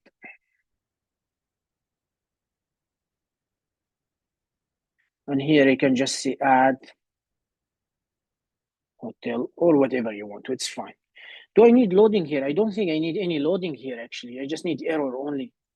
I am not sure why did I import the loading, but anyway, I've removed the loading now. And now what I can do, I need to render the error still. So what I can do here, I can just render the error conditionally. If there is an error, I want you to render the error inside the p tag. I don't like the p tag. I prefer the div, and I will give it a class error. But other than that, there's no problem. Voila. Okay, I just need to add now something to my form. What is this something? So my form here, it will be on submit. Now on submit, what should I do? Well, I will take the event, and then I will call my function. We'll just name it, name it submit handler. You can name it whatever you want, by the way. I'm just gonna name it submit handler. But of course, I don't have submit handler. So what should I do? I need to create submit handler. Submit handler, it will be an async function. Why? Why it will be an async function? Yeah. Because you're giving data flow to the database, to the backend. Yes, because I will try to post a new hotel, so it must be a sync function. But what will be the first step before even I do anything? As you know, the default behavior of the form when a user try to click on submit, it will try to submit your data to the backend. I want to stop this behavior. What should I do? Event dot Prevent default. prevent default, which is good. Default like that. Now here, after I prevent my default, now what I can do? Well, what I can do, I need to make sure now I have all these values, which will be name, description, category, price, and image. Remember, all these values are required. If I want it or don't want it, those are required. So what I can do here, I can simply just say, I can use try and catch, of course, but what I can do, let's just use try and catch first. Now here, if I have an error here, what I'm going to do, I'm gonna update my error. So I will say set error to something, set error. And now here, I can just actually don't do that. I can just pass my own message. For example, say error in adding hotel. And here I can log the error just for me. It will be just for me here. So I can just say console dot errors, the errors, that's it. Okay, but what if here I need to just check if, and that's important, if name and what else? If name and description and price and category, if I have all of them, I'm gonna do something. But if I don't have all of them, what should I do? If I don't have all of them, what should I do? Well, if I don't have all of them, I'm gonna set my error to something. Please fill all the field, and here I can return or not. So the return here, it doesn't matter really. I don't need to use return here actually. But if I have all the field now, what I can do, I can just say const response. It's equal to await, and now here I can use Axios dot. It will be post, right? What different parameter I need to pass? The first one, it will be the URL. How can I grab the URL? $sign. It's a variable, $sign, bracket, and it must be inside string template literal. So let me put this way. So how can I grab this value from .env? I need to use import dot meta. No, sorry for that. Import dot meta dot env and vite API URL and slash hotels. I will need slash hotels because this one give me until slash API slash hotel. I will need it. Okay, so I've constructed my first parameter, which will be the URL. What will be the second parameter? It will be my data. So what different data do I need? Name. Yes. Description, category. So let's try to add them. Of course, now here name, it will be equal to name. Description, and what else do I have? Name, description, category, price, it will be price, and also image, it will be image. Now I need the user ID. What should I do? I need user underscore ID. So I can just say user underscore ID, which will be equal to session storage dot get item, and the item is what? How did we save it in the session storage? What's the name we save it in the session storage? ID only. If I go back to my session storage, click, and now here, as you can see, where is it? If I go to application, and then I go to the session storage, as you can see, I've saved it as an ID. Voila, so that's it. So now when I'm trying to post a new item, as you can see, I am passing the name, description, category, price, image. I'm getting all of that from the user, but I need to pass also user underscore ID. Otherwise, I will not know which user created this item. And in order to grab this user underscore ID, I have the value in session storage. And you may tell me, what if I don't have the value in session storage? Well, if you don't have the value, that means the user is not logged in. And if the user is not logged in, you cannot add a hotel. Because when the user logged in, we save the value in the session storage. So we say session storage, get me the item, which is called ID, and problem fixed. Now I need to add something here. Credential true. With credential true.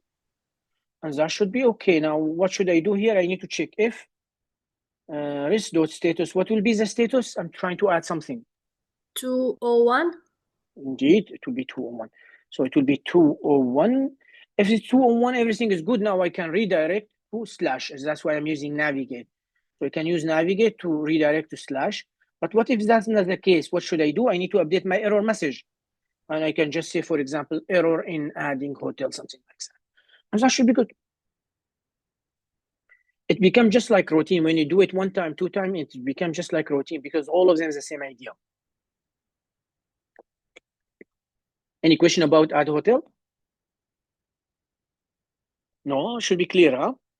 Now, what do I need to do? Well, I need to go to my app here. Did I import add hotel? Yes, I did import it. So let's go here and try to refresh. Add hotel, I have nothing. Add hotel, yes, I have something. It's very ugly, as you can see, but I'm not gonna style it now. What I need to do, I just need to test it.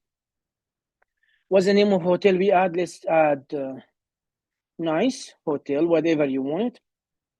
What's the description? Let's add some description, blah, blah, blah. Category, let's name it 4 stars, like that. The price, let's add a price and its number. Let's add 1, 2, 3 for 1 night. The image, I don't have an image, so maybe I can go here, just see hotel image.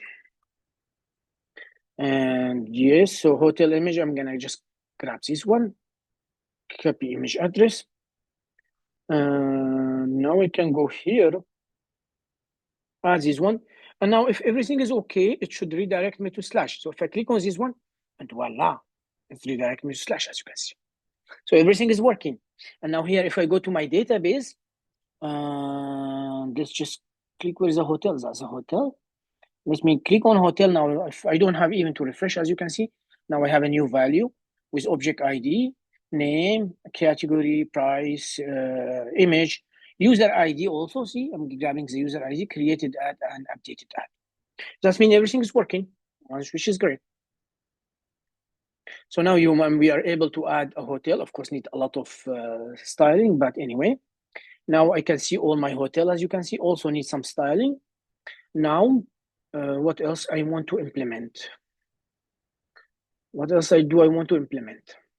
Update. So I was able to get all hotels, as you can see. I was able to add a hotel, which is great. I'm able to log out. I'm able to log in. I'm able to register.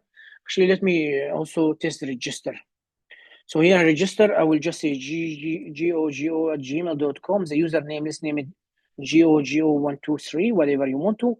The password, I'm using the same password, user123 exclamation mark. And here it will be user1234 exclamation mark. Hopefully everything is okay.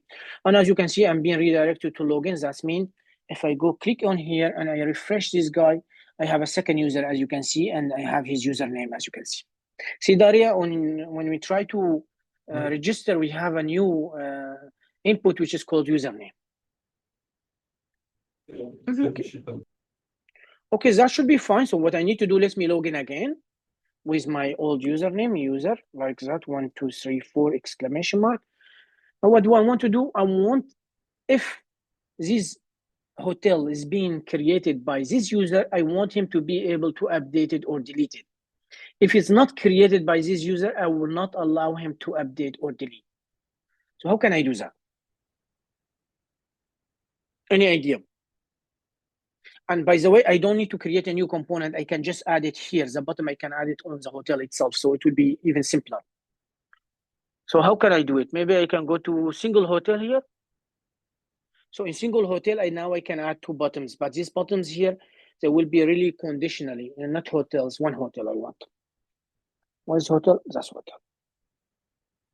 So do you understand my idea now? What I want to do here, I'm gonna add a div with class buttons like that. And inside this button, I will have edit and delete, as you can see, 2 buttons. But, hey, what is going on here? Yeah, I did not close it here. Voila. Okay. So I have this div, as you can see, with buttons. I have 2 buttons inside it, but the problem is I want this button to be applicable only if the user created this hotel. If the user did not create this hotel, I should not allow him to do so. So what will be the solution? What can I do? User ID. Well, yeah, I can actually check it here. So what I can do here, I can just, for example, render it conditionally. How? So let me just try go here, and I can just, for example, do. I'm thinking. So what I can do when the hotel is being rendered, it does make sense actually. No, it's render or doesn't render actually. It's just, so what I can do here, I can just let me create a piece of state, and here let's name it here can delete or can change. Let's name it can change. So if the user can change, I will allow him can change, set can change. By default, the user cannot change. So what I'm going to do now here, I'm going to render this one conditionally as well. So what I'm going to do here, if the user can change, then what I'm going to do, I'm going to render this component like that. Voila. So if I need to check if the user can change, if he can change, then I need to show him these two buttons here, which will be able to edit and delete. But if the user cannot change, then I should not show him this idea. But how could I know that the user can change or cannot change? Do we have in our hotel any property telling me that this user is added this item? So if I go back now to my hotel, do I have here in my data anything telling me that this guy here or this guy here, I can use it to check if which user added this hotel? User ID. User underscore ID, of course. So it's quite simple now. After we know that, now what we can do here, let's try to import our use state here. So I need to import use state. Use state should be named import. Voila, like that. And I like to move it at the top, like that. It will be much better. So now by default, we are defining this one as user cannot change. But now what I can do here, maybe, here there is two possibilities. I can use effect if I want to, or I can just put my code there directly. I will prefer to go with use effect. Why? Because use effect, it will happen when the user use effect, it will happen. When the use effect, it will happen. When you will receive data from database. No. Use effect inside the component when it will trigger. This function when it will trigger. When the component is being mounted. That means the component added to the DOM. So when the component added to the DOM, then it will check here. Now, what do I want to check here? Well, it's simple. I can just say const. Come on. Const user ID, or just I can just say user ID here like that. I can grab the user ID from session storage. So session storage.get ID. And now here I also can get the user guy here. I can get the user ID from hotel, which is my data dot as user underscore ID. If both of them are the same, then I'm gonna set this one to true, else I'm gonna set it to false. Well, that should be okay. Now the problem why is giving me this way because I did not add user underscore ID to this one. And what I need to do now, I need to add user underscore ID, which will be a string here. And now, voila, as you can see, everything should be fine. Now here's the React hook user effect is missing dependency hotel.user. When the user underscore ID changes, I need to re-render this component. So what I can do here, I can just say hotel, fine, I can add it. Hotel.user underscore ID. And now let's go here. Refresh. Yeah, it doesn't look like it's showing my button. So let's see what's going on.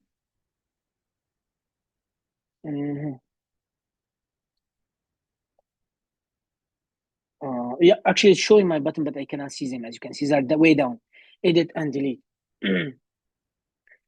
So what I'm going to do now, just to convince you, notice now this user Sam, he posted this guy here, right? This hotel. Now I have two buttons, edit and delete. But now what if I try to log in with another user? So let's try to log in with another user, which was, let's log out, and let's try to log in. And the other user, it was GOGO, right? Voila. No, it was not John. It was G-O, if I'm not mistaken. And the password was the same, user 1234 exclamation mark. And notice with this user, I don't have edit and delete button.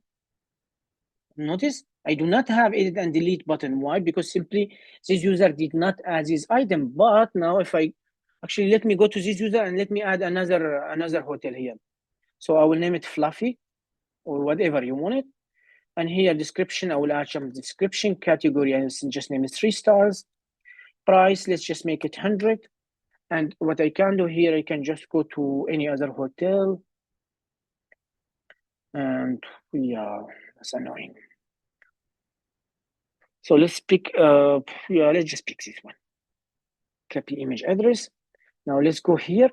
And now this user also will be able to add a hotel. So if I add a hotel now, see that's my second hotel. Notice the second hotel, because this user here, whose name was GOGO username, is added this one. That means he is now able to edit it and delete it, but he cannot do the same for this one.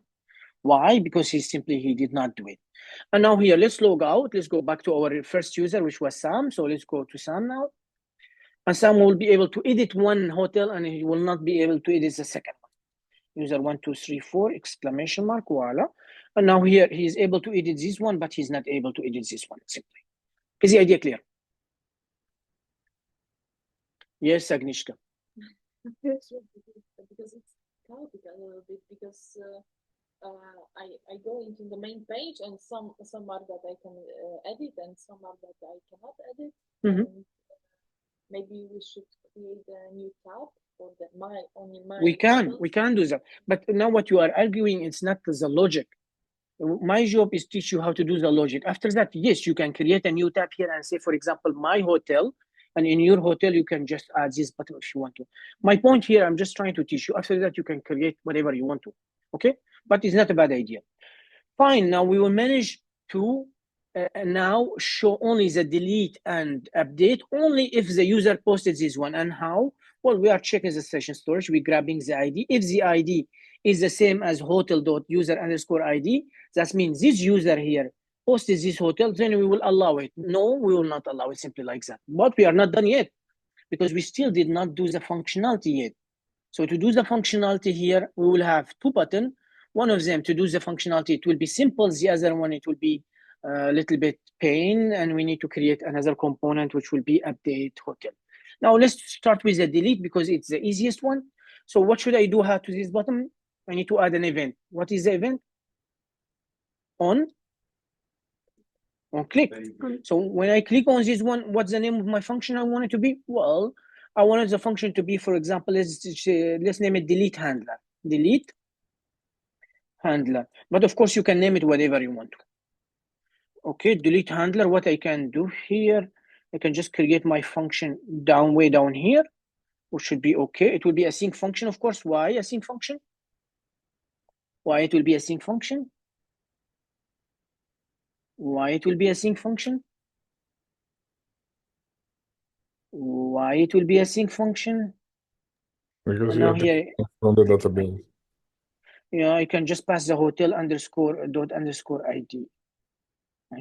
Okay, so my function is quite simple. As you can see in the function here, what I'm doing, I'm just put it inside an arrow function, and this function will receive hotel._ID, as you can see.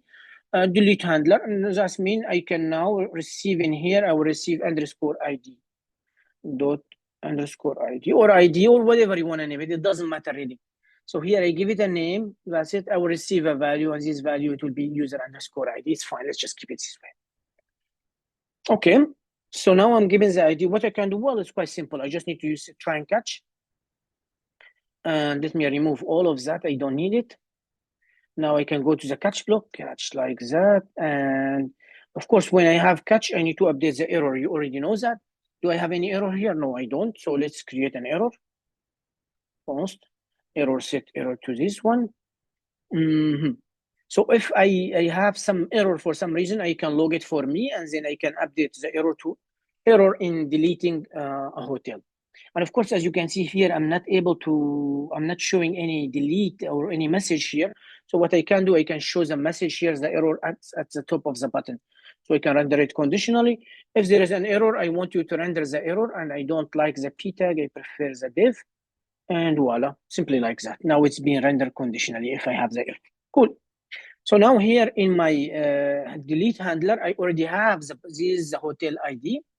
If I have an error, I'm handling it. If I don't have an error, I can just say const res, it's equal to await. And here I need to use axios.delete.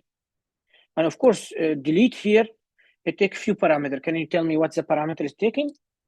First, I need the URL. So it will be import.meta.env app URL /hotels/ and here it will be, why do I name it user underscore ID? It shouldn't be user underscore ID actually.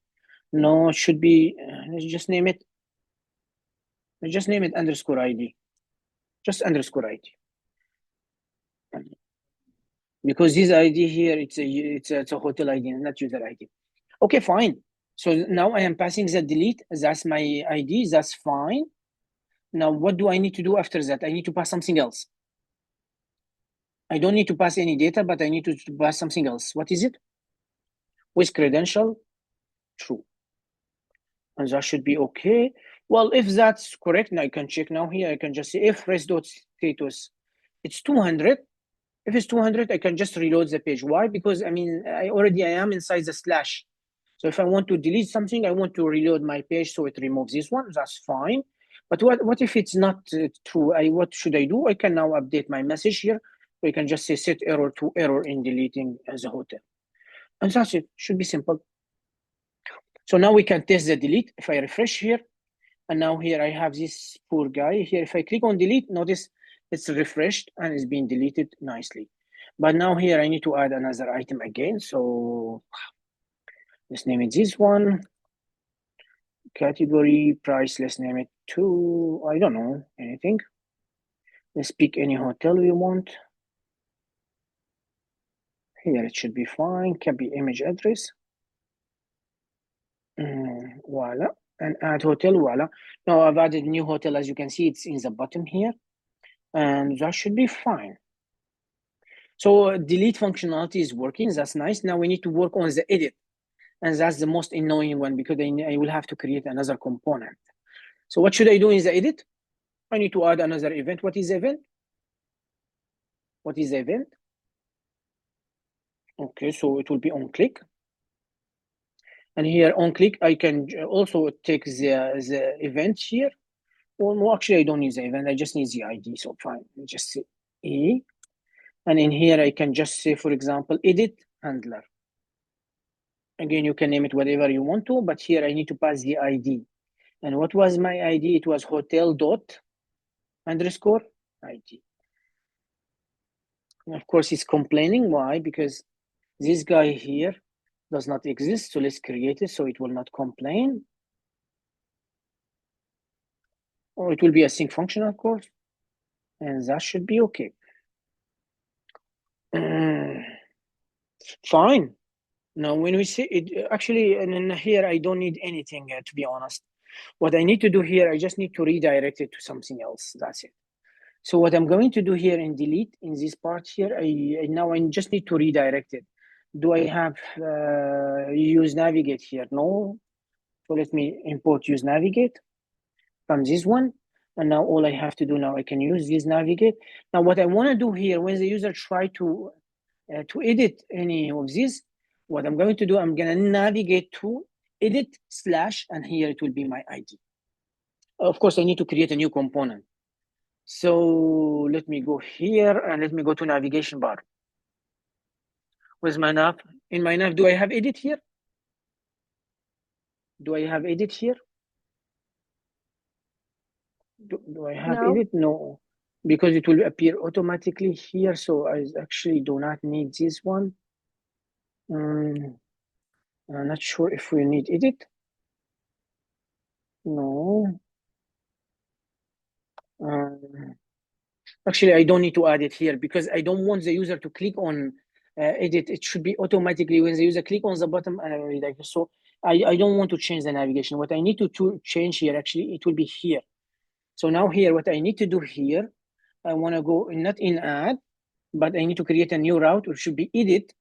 So when the user try to click or when there is a route is edit/id, whatever the ID is, and then I have the element, and here I will have add hotel, which I don't have yet, which I need to create. Actually, I have add hotel. Yeah, but it's not add hotel. I need to add edit hotel. Not add, but edit hotel, like that, which I don't have, which I need to create. Edit hotel.jsx, and I can take the name now. And I need to add the CSS as well. CSS. Okay, now let's just add few dummy stuff. So I will be able at least to do something here. Do I need any props? I don't think I need any props here. I need this one. And here, I don't think I need this one. Okay, so what do I need to do? Maybe I can just import the CSS in case. Import dot slash, and it was edit, if I'm not mistaken. Edit hotel dot CSS, okay. I need to go to my main, and now here I need to import this guy. Voila, that should be good. Now, notice what will happen. If I refresh this one, and now here, if I go to edit, click. So now it's taking me to, as you can see, edit slash the ID here. And now I have this one, which is called edit hotel. Of course, now I need to create a component for that. I don't want just to show this one. But what's happening, I just redirect to slash edit slash the ID here. And now somehow I want to grab this ID, because now I need to send a request to the backend to grab the data which is related to this hotel and show them inside my inputs. But yeah, that's simply like that. So I do not really need to add edit hotel in my navigation bar. I don't want the button there, but I will need it when the user click on the button. And in here, I'm just adding a new route. As you can see, the route, it will be edit slash ID, and you know already the params here. It's just like the backend. Colon ID, that means it will be a param. Voilà. So what we need to do now, actually, we need to now to work on our edit guy to make it a little bit functional. So what different property I will need? Yeah, I will need, I'm quite sure I will need use state. I will need use effect or not? Probably not. Do I need use effect? Maybe. No. We will just enter it. If we use it, okay, fine. I will need to import use navigate, because when the user adds the stuff and click on edit, I want to redirect them to slash. Also, I want some way to grab this value. How can I grab this value? Yes, using yeah. So using, yes. So I need to use the param here. I need to grab it. Also, what do I need? Do I need something else? Axios. Yeah, of course I need Axios. So I need to import. Wait a second. Import use navigate. Use navigate is important. Use navigate. Use param I will need also. Use param, use navigate, both of those. And remember something very important. If the name here is, you see, if the name of the param here is ID, when I use the param, it will give me an object with this, whatever the name here, rename it. If you name it T, it will be T. If you name it ID, it will be ID. If you name it whatever, so this name, it will be exactly like inside use param. Okay, let's go back now here. I have this one. What else do I need? I need Axios, actually. Voila. Okay, so what do I need here? Well, what do I need? It will be simple. I need just to create use state, and I need to create few. I need to grab the ID, of course. This value ID. Why? Because here inside this guy, I name it ID. So I name it here ID. Then when I try to grab it from use param, it will be an ID. That's fine. I'm grabbing. So I have navigate. I'm grabbing the ID. What should I do after that? Well, remember here now I have the hotel ID, but do I have the information about this hotel? I don't have them. Do I need them? Yes, I will need them because I need to show all this value by default inside my input. So now what I can do here simply, I can use effect. Now let's just use effect now. When I will use effect, and here what I can do here, when I use effect, I will send a request to the backend to grab this specific hotel, and I have all the data, and then I can update them. Here, what do I need to do? Well, I will need to create some piece of state. So I will need name, I'll need price, I'll need category, image, location, no. I need category, I think. So name, cost, category, set category. I need something else. I don't know what. Description.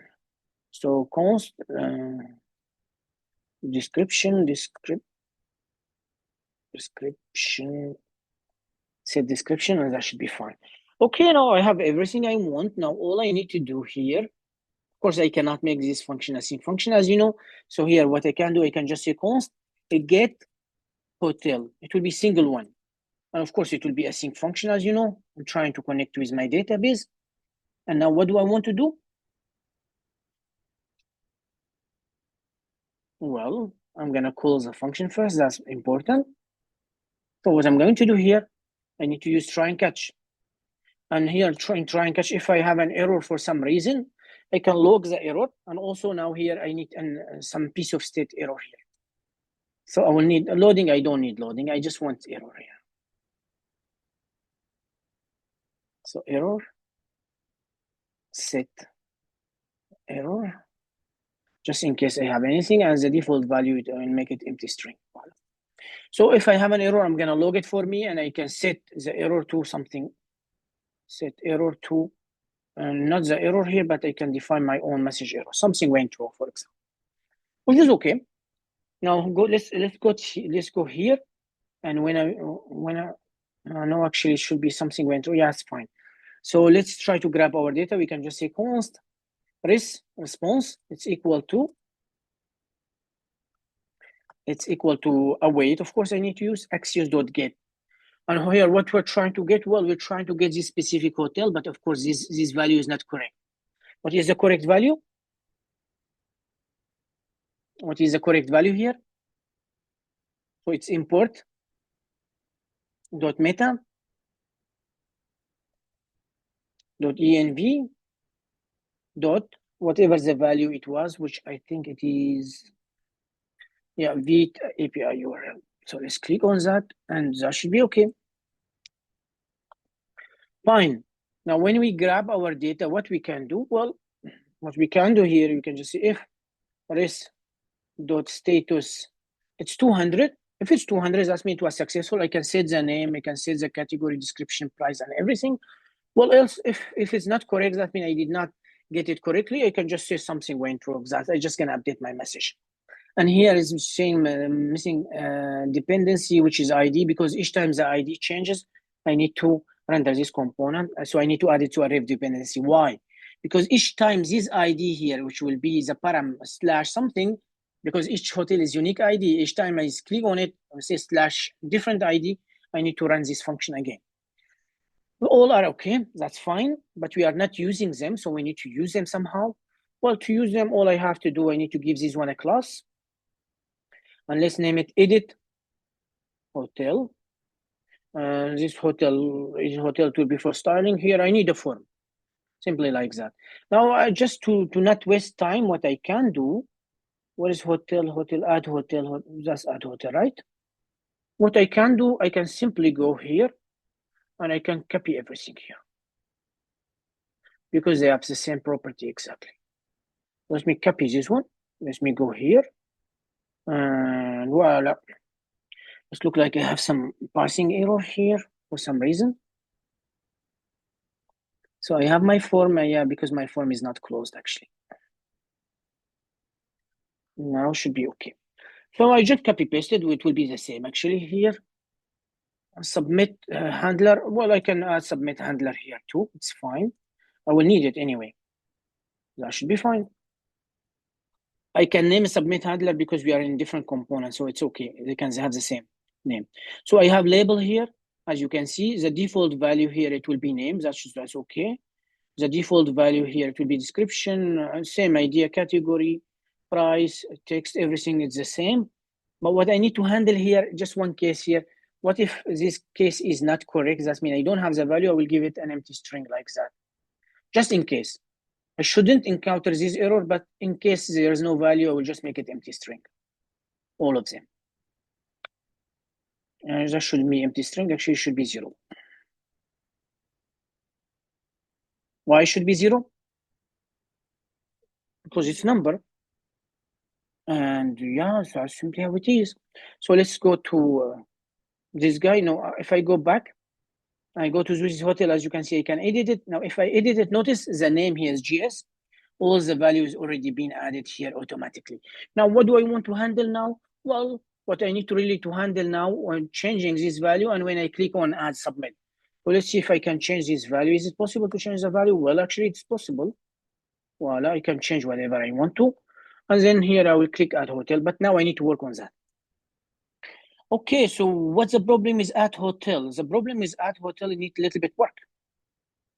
Why? Because first I need to prevent the default. What time is it? Yeah, I just need 15 minutes to finish, so yeah, it's okay. Prevent default. Voila, we prevented the default. What should we do after that?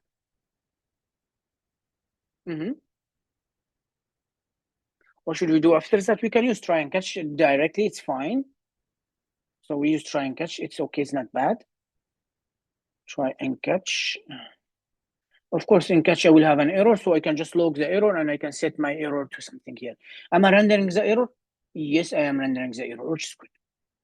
Okay. Here I need to make some small check. What should I check for? Well, I need to make sure that I have a name, I have category, I have description, I have price, I have image. I need to make sure I have all of them. So what I can do here, well, I can just say if name, as you can see, name, and where is my and description, and category, and price, and image. So I need to have all of them actually. Now, if you don't change the value, it's okay. Still, we have the old value, so it will not affect.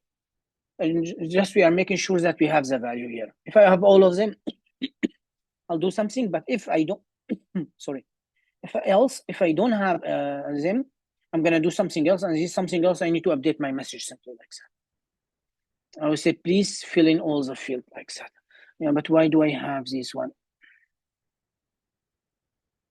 That should be okay. I just need to close it, and that should be okay. Yeah, it's complaining because I have nothing inside this one. Well, now if I have all of them, I can now send the request. I can just say const res is equal to await, and I'm using Axios, as you can see, and here Axios method it will be put, and when I'm using put, I need to pass 3 parameters. The first parameter it will be my URL, so it will be import meta.v API URL hotel/ID. The second parameter it will be what? My updated data, as you can see.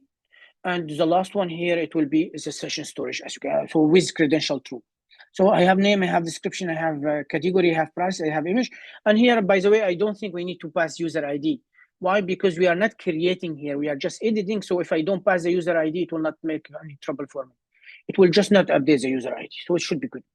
Let's try to see if that will work or not. Before that, I need to ask a few checks. So I can just, if status is 200, that means I need to redirect it where? To slash. I'm going to redirect it to slash because that means it was successful. Else, what should I do? If it was not successful, I'm going to update my error message, simply like that. Any question here? Question? Question? Can we test it? Let's try to test it. So I'm going here to this one. I click on edit. I'm not going to change the image. I'm going to just change this one. I will add 2, 2. And in here, I'm going to make it 1, 2, 2, just like that, and add hotel. And if I go here, notice GS2, 2, 2, 2. That means everything is being updated perfectly. And that's really what I want to. Simply like that. Like that, your application, it will be fully functional. You can update all the hotel you created. You can add a hotel. You can delete a hotel as long as you created, and also you can edit a hotel as long as you created. Question? Question? Now, what we need to do here, I still need to do something actually because I'm not finished yet. I think my project is working perfectly, so I'm gonna just close my both terminal. So what I'm going to do here, I'm going to close this one, close this one. Of course, I know it's not styled, I know it's ugly, but it's okay. Just to show you how we can deploy it. Now, the first step to deploy it here, I need to go to inside my front end. So I need to see CD front end. And now here, when I'm done with my project, I need to prepare it for production. So I need to say npm run build like that. Click, and it will tell me build was successful. And of course, if you want to, you can go to the script here. And if you go to your package.json, it show you div build here. So it will try to build your project. Okay, after I build my project now, I will have a new, as you can see, I will have a new folder called this. Now, this what is doing here? Well, your browser simply does not understand what components are. So it's only understand HTML, CSS, and JavaScript, as I told you before. So it will take your component, convert it to another form. As you can see, you have just this one. Storage, I should actually move this. If you have any image, it will add them. And then here, it will convert everything to CSS and JavaScript, simply like that. Okay, now what should I do after that? Well, it's quite simple. All you have to do, I can take this and I will move it to my backend. And now I am sure it's inside the backend. Now I have no job with the front end. My job with the front end is done. I don't need anything with the front end. I'm going to my backend. In my backend, I have a folder called this. I need to make sure, first I will go to .getIgnore.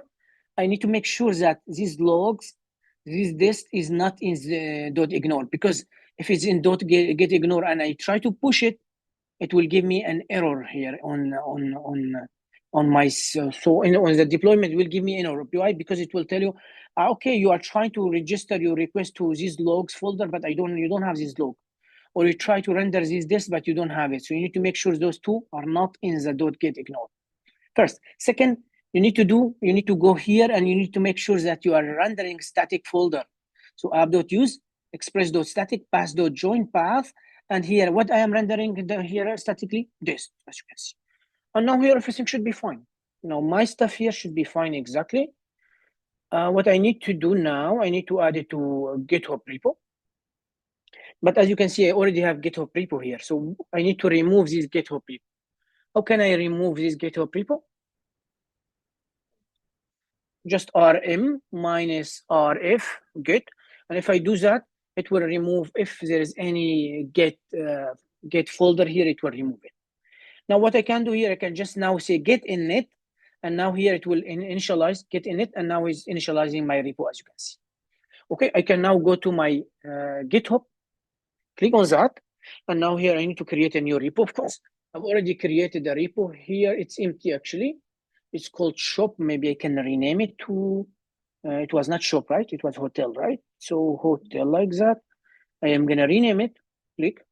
It's empty anyway, so what I can do, I can just, no, actually, maybe I can delete it. It will be better. Because when I create a new one, it will give me instruction anyway. Here, I don't have the instruction and I don't remember them. So let's delete this one. Of course, now it will ask me for my password and stuff like that. So you need to be patient a little bit. Yeah. 268.126. Well, so I will create a new repo. And who's the owner? It will be you, and I will name it, it was hotel, right? Hotel-mer. We still have 7 minutes. So I'll click on that, and when I create it, you say, do you have already a repo? Yes, I have. So I'm gonna copy this command, and I'm going to mine, and now here I'm gonna add it. Everything is okay. I can just now get status, see all my changes. Now I can add them, get add. I can commit them. Not recipe here, it's hotel.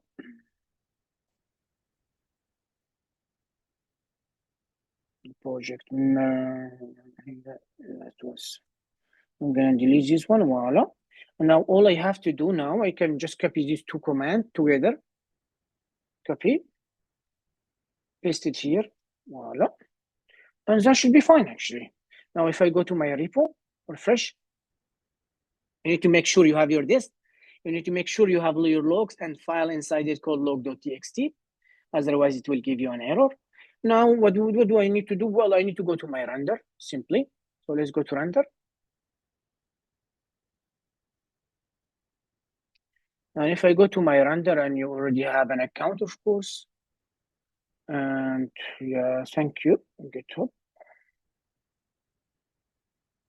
I will just click on new, and here it will be web service. And of course, it will by default show you the latest repo you have. I have this one. I'll click on that. Connect. That should be good. Now, if I go down, I will not change anything here. Frankfurt. So now here, it allows you to choose from different service around the world. Now, try to pick one which is close to your area. Why? Because if it's close to your area, that means the distance between you two, it will be smaller like that. It will be faster. npm install, I'm not going to change anything. I want the free version. Upgrade to enable more. I don't want to upgrade.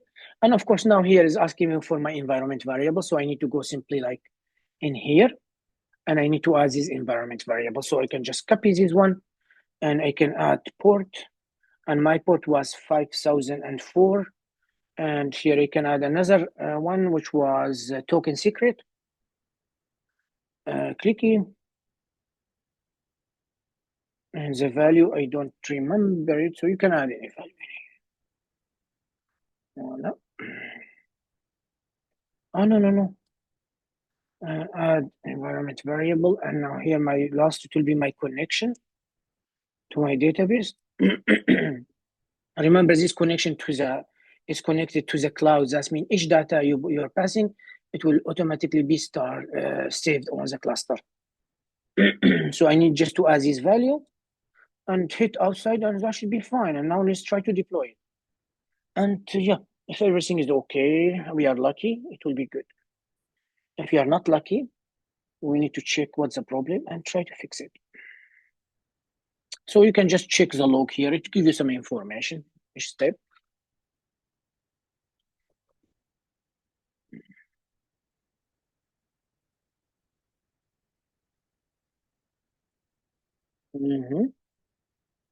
So build successfully, which is good sign.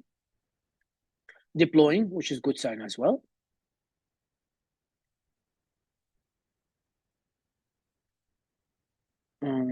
So what I can do, I can go to the dashboard, and currently I have a few projects, as you can see. I have book, recipe, Miss Milano, that's your project. I need to delete it and just deploy it to show how it is. So what I can do, I can go down, I can delete this guy, and it will ask me for this one. So and that's good practice for you also to know how to delete your website if you want to. Click.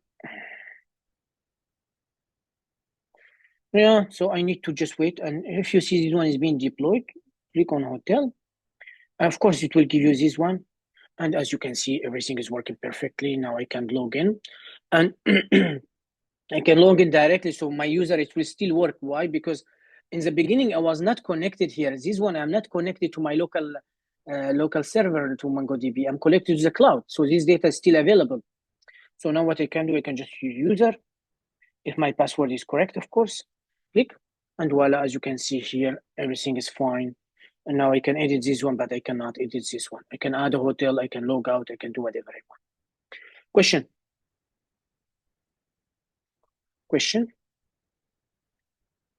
Why do we need to remove all the Git?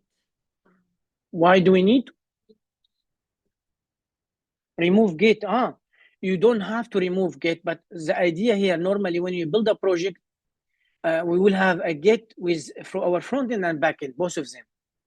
So in reality, we don't, as you can see, we don't need the front end. Why? Because I already built the front end. I just converted to HTML, CSS, and JavaScript. Now, all I need to do, I need to serve this folder in the backend, so I don't need a front end. The reason why I remove Git here, because I already have a Git repo for both my front end and backend, and I don't want that. I want just for the backend.